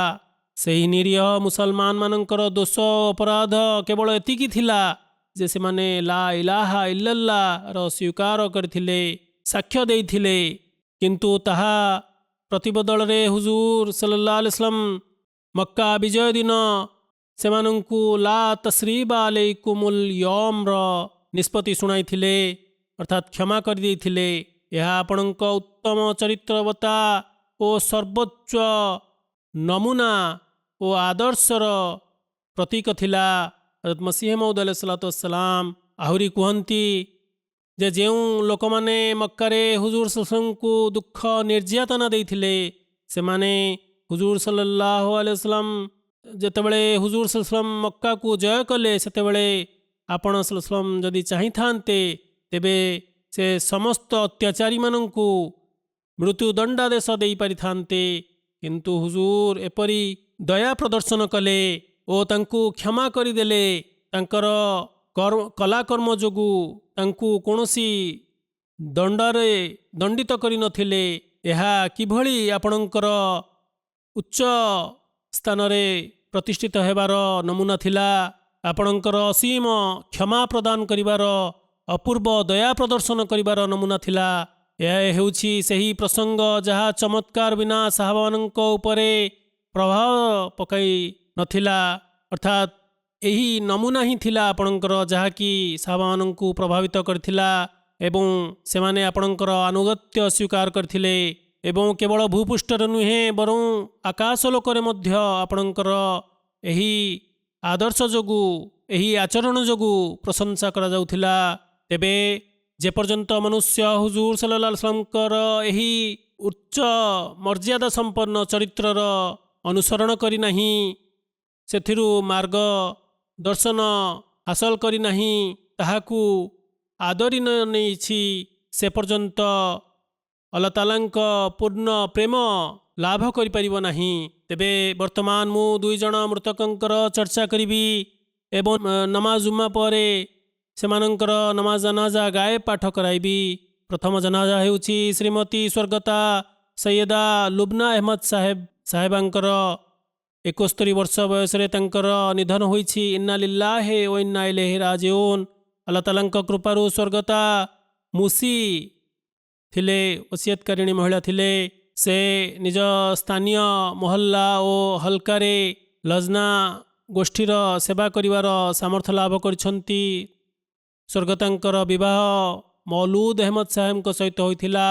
ମୌଲୁଦ ସାହେବଙ୍କ ମାତାଙ୍କ ନାମ ଅମତୁଲ ହକିମ ବେଗମ ସାହେବା ଓ ପିତାଙ୍କ ନାମ ସୈୟଦ ଦାଉଦ ମୁଜଫର ସାହେବ ଥିଲା। ସ୍ୱର୍ଗତାଙ୍କର ନିକାହ ହଜରତ ଖଲିଫତୁଲ ମସିହ ସାଲିସ ରଜିୟଲ୍ଲାହୁ ପାଠ କରାଇଥିଲେ। ହୁଜୁର ନିକାହ ସମୟରେ ଯେଉଁ ଉପଦେଶ ପ୍ରଦାନ କରିଥିଲେ ତାହା ମୁଁ ଏଠାରେ ଉପସ୍ଥାପନ କରିବାକୁ ଚାହୁଁଛି। ହଜରତ ଖଲିଫତୁଲ ମସିହ ସାଲିସ ରଜିୟଲ୍ଲାହୁ କହିଥିଲେ, ଦାମ୍ପତ୍ୟ ଜୀବନ ଓ ଦାମ୍ପତ୍ୟ ସମ୍ପର୍କ ବୃକ୍ଷ ପରି ପରସ୍ପର ସହିତ ସଂଶ୍ଳିଷ୍ଟ। ଏହି ସମ୍ପର୍କରେ ପ୍ରାରମ୍ଭିକ ଅବସ୍ଥାରେ ଅତ୍ୟନ୍ତ ସତର୍କତାର ସହିତ ତାହାକୁ ସଜାଡ଼ି ରଖିବାକୁ ପଡ଼ିଥାଏ। ପବିତ୍ର କୁରାନର ମାର୍ଗଦର୍ଶନ ଅନୁଯାୟୀ ଏହି ବୃକ୍ଷକୁ ସତ୍ୟ ବଚନର ସୂତା ଦ୍ୱାରା ସିଲେଇ କରିବାକୁ ପଡ଼ିଥାଏ। ତେବେ ଯାଇ ଏହି ସମ୍ପର୍କ ସୁରକ୍ଷିତ ଓ ମଜବୁତ ହୋଇଥାଏ। ଏହାର ଦାୟିତ୍ୱ କେବଳ ସ୍ୱାମୀ ସ୍ତ୍ରୀଙ୍କ ଉପରେ ନୁହେଁ ବରଂ ସେମାନଙ୍କର ପରିବାରବର୍ଗଙ୍କ ଉପରେ ମଧ୍ୟ, ସେମାନଙ୍କ ପରିବେଶ ଉପରେ ମଧ୍ୟ, ସେମାନଙ୍କ ବନ୍ଧୁ ପରିଜନ ଆତ୍ମୀୟ ସ୍ୱଜନଙ୍କ ଉପରେ ମଧ୍ୟ ଲାଗୁ ହୋଇଥାଏ। କାରଣ ଅନେକ ପ୍ରକାର ଦୋଷ ଦୁର୍ବଳତା, କୁଧାରଣା ଯୋଗୁଁ ତଥା ଚୁଗୁଲି ଅଧୈର୍ଯ୍ୟତା ଯୋଗୁଁ, ଉତ୍ତ୍ୟକ୍ତ କ୍ରୋଧ ବଶତଃ ଯୋଗୁଁ ସୃଷ୍ଟି ହୋଇଥାଏ। ଏହାକୁ ରୋକିବା ନିମନ୍ତେ ସତ୍ୟବଚନ ଅତ୍ୟନ୍ତ ବଳିଷ୍ଠ ଡୋରି ସଦୃଶ। ପୁନଶ୍ଚ ହୁଜୁର ରଜିୟଲ୍ଲାହୁ କହିଥିଲେ, ଈଶ୍ୱର କରନ୍ତୁ ଯେ ଯେଉଁ ନିକାହର ମୁଁ ବର୍ତ୍ତମାନ ଘୋଷଣା କରୁଅଛି ତାହା ପ୍ରତ୍ୟେକ ଅର୍ଥାତ୍ ଦୁଇ ପରିବାରବର୍ଗଙ୍କ, ଦୁଇ ବଂଶ ମଧ୍ୟରେ କଲ୍ୟାଣମୟ ହେଉ, ସାବ୍ୟସ୍ତ ହେଉ। ଜମାତ ନିମନ୍ତେ ମଧ୍ୟ ତାହା ସୁଫଳ ଆଣିଦେଉ, ମାନବତା ନିମନ୍ତେ କଲ୍ୟାଣପ୍ରଦ ସାବ୍ୟସ୍ତ ହେଉ। ଏହି ବଂଶରେ ଧର୍ମସେବା ଏହି ନିକାହ ଦ୍ୱାରା ଚାଲୁଥାଉ। ମୁଁ ଏହା କହିପାରିବି ଯେ ଯେହେତୁ ମହୋଦୟ ସ୍ୱର୍ଗତା ଲୁବନା ସାହେବା ସହିତ ଆମର ସମ୍ପର୍କ ଥିଲା, ସେଥିପାଇଁ ସମ୍ମାନନୀୟ ଲୁବନା ସାହେବା ନିଜ ସମ୍ପର୍କରେ କର୍ତ୍ତବ୍ୟ ତଥା ଅଧିକାରକୁ ସମ୍ପାଦନ କରିବା ନିମନ୍ତେ ଓ ସମ୍ପର୍କକୁ ସମ୍ଭାଳିବା ନିମନ୍ତେ ଉଦ୍ୟମ କରିଥିଲେ। ଆଜି ମୁଁ ଯେଉଁ ବରକନ୍ୟାଙ୍କର ନିକାହ ପାଠ କରାଉଛି ସେହି ଯୁଗଳ ହେଉଛନ୍ତି ମୋର ସାନ ଭଉଣୀ ଅମତୁଲ ହକିମ ସାହେବା ଓ ସୈୟଦା ଦାଉଦ ମୁଜଫର ସାହେବଙ୍କର ସୁପୁତ୍ର ସୈୟଦ ମୌଲୁଦ ଅହମଦ ସାହେବ। ସେହିପରି କନ୍ୟା ଲୁବ୍ନା ହେଉଛନ୍ତି ଡାକ୍ତର ସୈୟଦ ଗୁଲାମ ମୁସ୍ତଫା ସାହେବଙ୍କର ସୁପୁତ୍ରୀ। ଡାକ୍ତର ସୈୟଦ ଗୁଲାମ ମୁସ୍ତଫା ସାହେବ ୱକ୍ଫେ ଜିନ୍ଦଗୀ ଥିଲେ। ଆପଣ ଆଫ୍ରିକାରେ ରହିଥିଲେ ପ୍ରାରମ୍ଭିକ କାଳରେ ଯେତେବେଳେ ନୁସରତ ଜାହାଁ ସ୍କିମ୍ର ଘୋଷଣା କରାଯାଇଥିଲା, ସେତେବେଳେ ସେ ନିଜକୁ ଉତ୍ସର୍ଗ କରିଥିଲେ। ତାଙ୍କର ଚର୍ଚ୍ଚା କରି ହଜରତ ଖଲିଫାତୁଲ ମସିହ ସାଲିସ ରଜିୟଲ୍ଲାହୁ କହିଥିଲେ, ଡାକ୍ତର ସୈୟଦ ଗୁଲାମ ମୁସ୍ତଫା ସାହେବ ସେହି ପ୍ରାରମ୍ଭିକ ଡାକ୍ତରମାନଙ୍କ ମଧ୍ୟରୁ ଅନ୍ୟତମ, ଯିଏ ପଶ୍ଚିମ ଆଫ୍ରିକାରେ ଜଣେ ଉତ୍ସର୍ଗୀକୃତ ଡାକ୍ତର ଭାବରେ କାର୍ଯ୍ୟ ସମ୍ପାଦନ କରିଥିଲେ। ଆଲ୍ଲାହ ତାଆଲା ସ୍ୱର୍ଗତଙ୍କର ପ୍ରାର୍ଥନାକୁ ଶୁଣିଲେ। ସ୍ୱର୍ଗତଙ୍କ ହସ୍ତରେ ଅନେକ ରୋଗୀଙ୍କୁ ଆରୋଗ୍ୟ ପ୍ରଦାନ କଲେ। ସ୍ୱର୍ଗତ ସୈୟଦ ଗୁଲାମ ମୁସ୍ତଫା ସାହେବ ଜଣେ ସଫଳ ସର୍ଜନ ଥିଲେ। ଜଣେ ସଫଳ ସର୍ଜନ ରୂପେ ଆପଣ ଘାନାରେ କାର୍ଯ୍ୟ ସମ୍ପାଦନ କରିଥିଲେ। ତାପରେ ସେ ନାଇଜେରିଆରେ ମଧ୍ୟ ସେବା ସମ୍ପାଦନ କରିଥିଲେ। ସୈୟଦା ଲୁବ୍ନା ସାହେବାଙ୍କ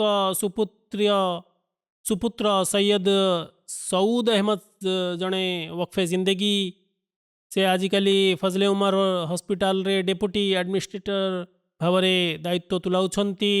ମାତାଶ୍ରୀଙ୍କ ପରିସ୍ଥିତି ଓ ଜୀବନ ସମ୍ପର୍କରେ ବର୍ଣ୍ଣନା କରି ସେ କୁହନ୍ତି, ମୋ ନନା ନୁସରତ ଜାହାଁ ସ୍କିମ୍ ଅନ୍ତର୍ଗତ ଘାନା ଓସୋକୋକୁ ଗଲେ, ସେତେବେଳେ ଆପଣଙ୍କ ସହିତ ପୁରା ପରିବାର ମଧ୍ୟ ଯାଇଥିଲା।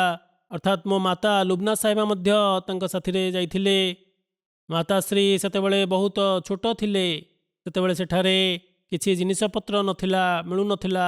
ବେଳେବେଳେ ପଟି କାଟି ମାତା ଦେଉଥିଲେ, ଅର୍ଥାତ୍ ବିଦ୍ୟୁତ୍ ସେଠାରେ ନଥିଲା। ଟର୍ଚ୍ଚ ଆଲୋକରେ ଡାକ୍ତର ସାହେବ ଅପରେସନ କରୁଥିଲେ। ସ୍ୱର୍ଗତାଙ୍କ ସୁପୁତ୍ର କୁହନ୍ତି, ଏହି ବାଳିକା ଅର୍ଥାତ୍ ମାତା ଅପରେସନ ଥିଏଟରରେ ଟର୍ଚ୍ଚ ଧରି ଛିଡ଼ା ହୋଇ ରହୁଥିଲେ। କାରଣ ଡାକ୍ତର ସାହେବ ଏହି ଆଲୋକରେ ଅପରେସନ କରୁଥିଲେ। ସେ ନିଜର ଦୁଃଖ କଷ୍ଟକୁ ଭୁଲି ଅନ୍ୟର ନିସ୍ୱାର୍ଥପର ଭାବରେ ସେବା କରୁଥିଲେ। ନିଜର ସ୍ୱାମୀ, ମାତା ପିତା, ଶାଶୁ ଶ୍ୱଶୁର ସମସ୍ତଙ୍କର କର୍ତ୍ତବ୍ୟ ସେ ଉତ୍ତମ ରୂପେ ସମ୍ପାଦନ କରିଛନ୍ତି। ମାତା 1986 ମସିହାରେ ପାହାଚରୁ ଖସି ପଡ଼ିବା ଯୋଗୁଁ ତାଙ୍କ ଅଣ୍ଟାରେ ସମସ୍ୟା ସୃଷ୍ଟି ହୋଇଥିଲା। ଏହାପରେ ସେ କ୍ୟାନ୍ସର ରୋଗରେ ପୀଡ଼ିତ ହୋଇଥିଲେ। ଡାଇବେଟିସରେ ମଧ୍ୟ ସେ ଆକ୍ରାନ୍ତ ହୋଇଥିଲେ। କିନ୍ତୁ କଦାପି ନିଜ କଷ୍ଟର ପରିପ୍ରକାଶ କରୁନଥିଲେ। ଧୈର୍ଯ୍ୟ ସହକାରେ ସମସ୍ତ ପରିସ୍ଥିତିର ସମ୍ମୁଖୀନ କରିଥିଲେ। ସେ ନିଜର ସନ୍ତାନମାନଙ୍କୁ, ନାତି ନାତୁଣୀ ସମସ୍ତଙ୍କୁ ଦୁଆ ଶିଖାଉଥିଲେ। ବିଶେଷ ରୂପେ ନିଜ ନାତି ନାତୁଣୀମାନଙ୍କର ଧ୍ୟାନ ଓ ଯତ୍ନ ନେଉଥିଲେ। ତାଙ୍କ ଦୃଷ୍ଟି ଶକ୍ତି ଦୁର୍ବଳ ହୋଇଯାଇଥିଲା। ମାତାଶ୍ରୀ ଯେତେବେଳେ ତେଲାୱତ କରିପାରୁନଥିଲେ, ସେତେବେଳେ ସେ ଅନଲାଇନ ତେଲାୱତ ଶୁଣୁଥିଲେ। ଇଜଲାସ ମାନଙ୍କରେ ନିୟମିତ ଉପସ୍ଥିତ ହେଉଥିଲେ। ଅସୁସ୍ଥ ଥିବା ସତ୍ତ୍ୱେ ମଧ୍ୟ ଇଜଲାସରେ ଉପସ୍ଥିତ ହେଉଥିଲେ। ଆଉ ଯେତେବେଳେ ତାଙ୍କୁ କୁହାଯାଉଥିଲା ଯେ ନିଜ ସ୍ୱାସ୍ଥ୍ୟ ପ୍ରତି ଟିକେ ଧ୍ୟାନ ରଖନ୍ତୁ, ଏଭଳି ଅସୁସ୍ଥତା ଅବସ୍ଥାରେ ନ ଆସିବା ଭଲ ଆପଣଙ୍କ ପକ୍ଷେ, ସେତେବେଳେ ସେ ଉତ୍ତର ଦେଉଥିଲେ, ଯେତେବେଳେ ଇଜଲାସ ହେଉଛି ସେତେବେଳେ ମୁଁ କିଭଳି ବା ଏପରି ବୈଠକରୁ ଦୂରେଇ ରହିପାରିବି। ଅତି ସମ୍ବେଦନଶୀଳ ମହିଳା ଥିଲେ। ହୁଜୁର କହିଲେ, ସେ ମୋର ଭାଉଜ ମଧ୍ୟ ଥିଲେ। ସେହି ଦୃଷ୍ଟିରୁ ମଧ୍ୟ ଦେଖିଲେ ଆପଣ ଅତ୍ୟନ୍ତ ସରଳ ସ୍ୱଭାବ ଓ ପ୍ରତ୍ୟେକ ପ୍ରକାର ପରିସ୍ଥିତିର ସମ୍ମୁଖୀନ କରିବା ନିଜକୁ ଆଡ଼ଜଷ୍ଟ କରୁଥିଲେ। ସେ ଶ୍ୱଶୁରଙ୍କ ସହିତ ନିଜର ଆଚରଣ ଅତି ସୁନ୍ଦର ରଖିଥିଲେ। ଆଲ୍ଲାହ ତାଆଲା ସ୍ୱର୍ଗତଙ୍କ ପ୍ରତି ସଦୟ ହୁଅନ୍ତୁ, ବୈକୁଣ୍ଠରେ ତାଙ୍କ ସ୍ତର ଉନ୍ନୀତ କରନ୍ତୁ। ତାଙ୍କ ସନ୍ତାନ ସନ୍ତତିଙ୍କୁ ତାଙ୍କ ପୁଣ୍ୟାବଳୀ ଗୁଡ଼ିକୁ ଜାରି ରଖିବାକୁ ସାମର୍ଥ୍ୟ ପ୍ରଦାନ କରନ୍ତୁ। ଦ୍ୱିତୀୟ ଜନାଜା ହେଉଛି ସ୍ୱର୍ଗତା ନଜମୁଲ ବିବି ସାହେବା। ସେ ଜର୍ମାନୀର ମହମ୍ମଦ ଶଫି ସାହେବଙ୍କର ପତ୍ନୀ ଥିଲେ। ବିଗତ ଦିନରେ ତାଙ୍କର ବିୟୋଗ ହୋଇଛି। ଇନ୍ନା ଲିଲ୍ଲାହି ୱ ଇନ୍ନା ଇଲୈହି ରାଜିଉନ୍। ଆପଣ ମରିସସର ଅଧିବାସୀ ଥିଲେ। ତାଙ୍କ ଦଦା ମହମ୍ମଦ ହନିଫ ସାଧନଙ୍କ ମାଧ୍ୟମରେ ତାଙ୍କ ବଂଶରେ ଅହମଦିୟତ ଆସିଥିଲା। ସେ ନିଜ ପଛରେ ଗୋଟିଏ ପୁତ୍ର ଓ ଗୋଟିଏ କନ୍ୟା ସନ୍ତାନ ଛାଡ଼ି ଯାଇଛନ୍ତି। ସୁପୁତ୍ର ଅଥର ଜୁବେର ସାହେବ ଜର୍ମାନୀର ହ୍ୟୁମାନିଟି ଫାଷ୍ଟର ଅଧ୍ୟକ୍ଷ କାର୍ଯ୍ୟରେ ମୁତୟନ। ଅଥର ଜୁବେର ସାହେବ ଉଲ୍ଲେଖ କରନ୍ତି, ମୋ ମାତା ଅବିଚଳ ବିଶ୍ୱାସ ଓ ଗଭୀର ବିନୀତତାର ଉଦାହରଣ। ଯେଭଳି ଭାବରେ ମାତା ମୋର ଲାଳନ ପାଳନ କରିଥିଲେ, ଆମକୁ ଯେଉଁ ସୁଶିକ୍ଷା ପ୍ରଦାନ କରିଥିଲେ ତାହାର ଉଦାହରଣ ମିଳିବ ନାହିଁ। ସେ କଦାପି କାହାର ଅଭିଯୋଗ କରିଥିବାର ମୁଁ ତାଙ୍କୁ ଶୁଣି ନାହିଁ। ଯେତେବେଳେ ସେ ଗମ୍ଭୀର ରୂପେ ଅସୁସ୍ଥ ହୋଇଗଲେ, ସେତେବେଳେ ତାଙ୍କ ସହିତ ରହିବା ପାଇଁ ମୋତେ ସୁଯୋଗ ମିଳିଲା। ଯେତେବେଳେ ବି ତାଙ୍କର ଚେତା ଫେରୁଥିଲା, ସେତେବେଳେ ସେ ନିଜ ନମାଜ ସମ୍ପର୍କରେ ପଚାରୁଥିଲେ। ନମାଜର ନିୟମାନୁବର୍ତ୍ତୀ ଥିଲେ, ଅସୀମ ଧୈର୍ଯ୍ୟ ଓ ବିନୀତତାର ଅଧିକାରିଣୀ ଥିଲେ। ଖଲିଫାଏ ୱକ୍ତଙ୍କ ସହିତ ଘନିଷ୍ଠ ସମ୍ପର୍କ ରହିଥିଲା। ନିୟମିତ ରୂପେ ଖୁତବା ଶୁଣୁଥିଲେ, ନିଜର ନାତି ନାତୁଣୀମାନଙ୍କୁ ମଧ୍ୟ ଶୁଣାଉଥିଲେ। ତାଙ୍କ ସୁପୁତ୍ର ଜୁବେର ଅହମଦ ସାହେବ ଉଲ୍ଲେଖ କରନ୍ତି, ମାତାଙ୍କ ରୋଗର ଶେଷ ଦିନମାନଙ୍କରେ ସେ କହୁଥିଲେ, ଜୁବେର, ମୋତେ କ୍ୟାନ୍ସର ହୋଇଯାଇ ନାହିଁ ତ? ଯେତେବେଳେ ସିଟି ସ୍କାନ୍ ହେଲା, ସେତେବେଳେ ଜଣାପଡ଼ିଲା ଯେ ପ୍ରକୃତରେ ତାଙ୍କୁ ମସାନେର କର୍କଟ ରୋଗ ହୋଇଛି। ତେଣୁ ଜୁବେର ସାହେବ ମାତାଙ୍କୁ ପଚାରିଲେ ଯେ ଆପଣ କିଭଳି ଜାଣିଲେ ଯେ ଆପଣଙ୍କୁ କର୍କଟ ରୋଗ ହୋଇଯାଇଛି? ସେ କହିଲେ, ମୋତେ ଆଲ୍ଲାହ ତାଆଲା କହିଦେଇଛନ୍ତି। ତେବେ ଆଲ୍ଲାହ ତାଆଲା ତାଙ୍କ ରୋଗ ସମ୍ପର୍କରେ ତାଙ୍କୁ ବହୁ ପୂର୍ବରୁ ସୂଚିତ କରିଦେଇଥିଲେ। ସ୍ୱର୍ଗତାଙ୍କ ବଧୂ ଜଣେ ଜର୍ମାନୀ ମହିଳା, ଅତଏବ ସ୍ୱର୍ଗତା ନିଜର ବୋହୂ ପ୍ରତି ମଧ୍ୟ ସମାନ ଆଚରଣ କରୁଥିଲେ, ସଦ୍ବ୍ୟବହାର କରୁଥିଲେ। ବୋହୂର ସଂସ୍କାର ଓ ଜର୍ମାନ ହେବା ସତ୍ତ୍ୱେ ମଧ୍ୟ ପ୍ରତ୍ୟେକ ପ୍ରସଙ୍ଗରେ ବୋହୂ ଶାଶୁଙ୍କ ଠାରୁ ପରାମର୍ଶ ନେଉଥିଲେ, ଶାଶୁ ବୋହୂଙ୍କ ଠାରୁ ପରାମର୍ଶ ନେଉଥିଲେ। ଉଭୟ ପରସ୍ପରକୁ ବହୁତ ଭଲ ପାଉଥିଲେ। ଅତିଥି ସତ୍କାରର ଗୁଣ ତାଙ୍କ ଠାରେ ବେଶ ଭରି ରହିଥିଲା। ପରବର୍ତ୍ତୀ ସମୟରେ ସେହି ବୋହୂ ତାଙ୍କର ମେଡିସିନରେ ଡାକ୍ତରାଣୀ ହୋଇଥିଲେ। ସେ କୁହନ୍ତି, ସ୍ୱର୍ଗତା ଶାଶୁ ଜମାତର କାର୍ଯ୍ୟକ୍ରମରେ ମୋତେ ଭରପୁର ସାହାଯ୍ୟ କରିଥିଲେ, ମୋର ସନ୍ତାନମାନଙ୍କର ଯତ୍ନ ନେଉଥିଲେ, ସର୍ବଦା ମୋତେ ଉତ୍ସାହିତ ଓ ଅନୁପ୍ରାଣିତ କରୁଥିଲେ। ଆଲ୍ଲାହ ତାଆଲା ସ୍ୱର୍ଗତାଙ୍କ ପ୍ରତି ସଦୟ ହୁଅନ୍ତୁ ଓ ବୈକୁଣ୍ଠରେ ତାଙ୍କର ସ୍ତର ଉନ୍ନୀତ କରନ୍ତୁ। ସ୍ୱର୍ଗତାଙ୍କ ସନ୍ତାନ ସନ୍ତତିଙ୍କୁ ତାଙ୍କ ଦୁଆର ଅଧିକାରୀ କରନ୍ତୁ।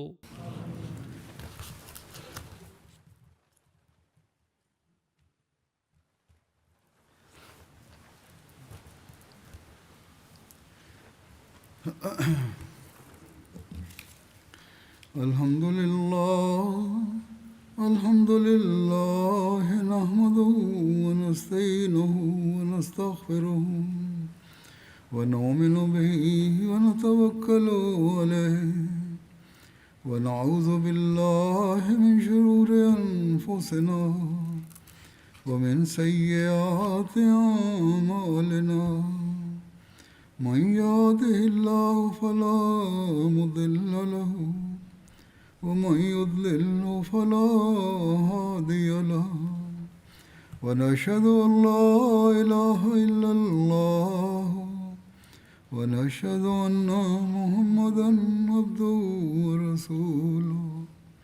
عباد الله رحمكم الله، إن الله يأمر بالعدل والإحسان وإيتاء ذي القربى وينهى عن الفحشاء والمنكر والبغي يعظكم لعلكم تذكرون. اذكروا الله يذكركم وادعوه يستجب لكم ولذكر الله أكبر.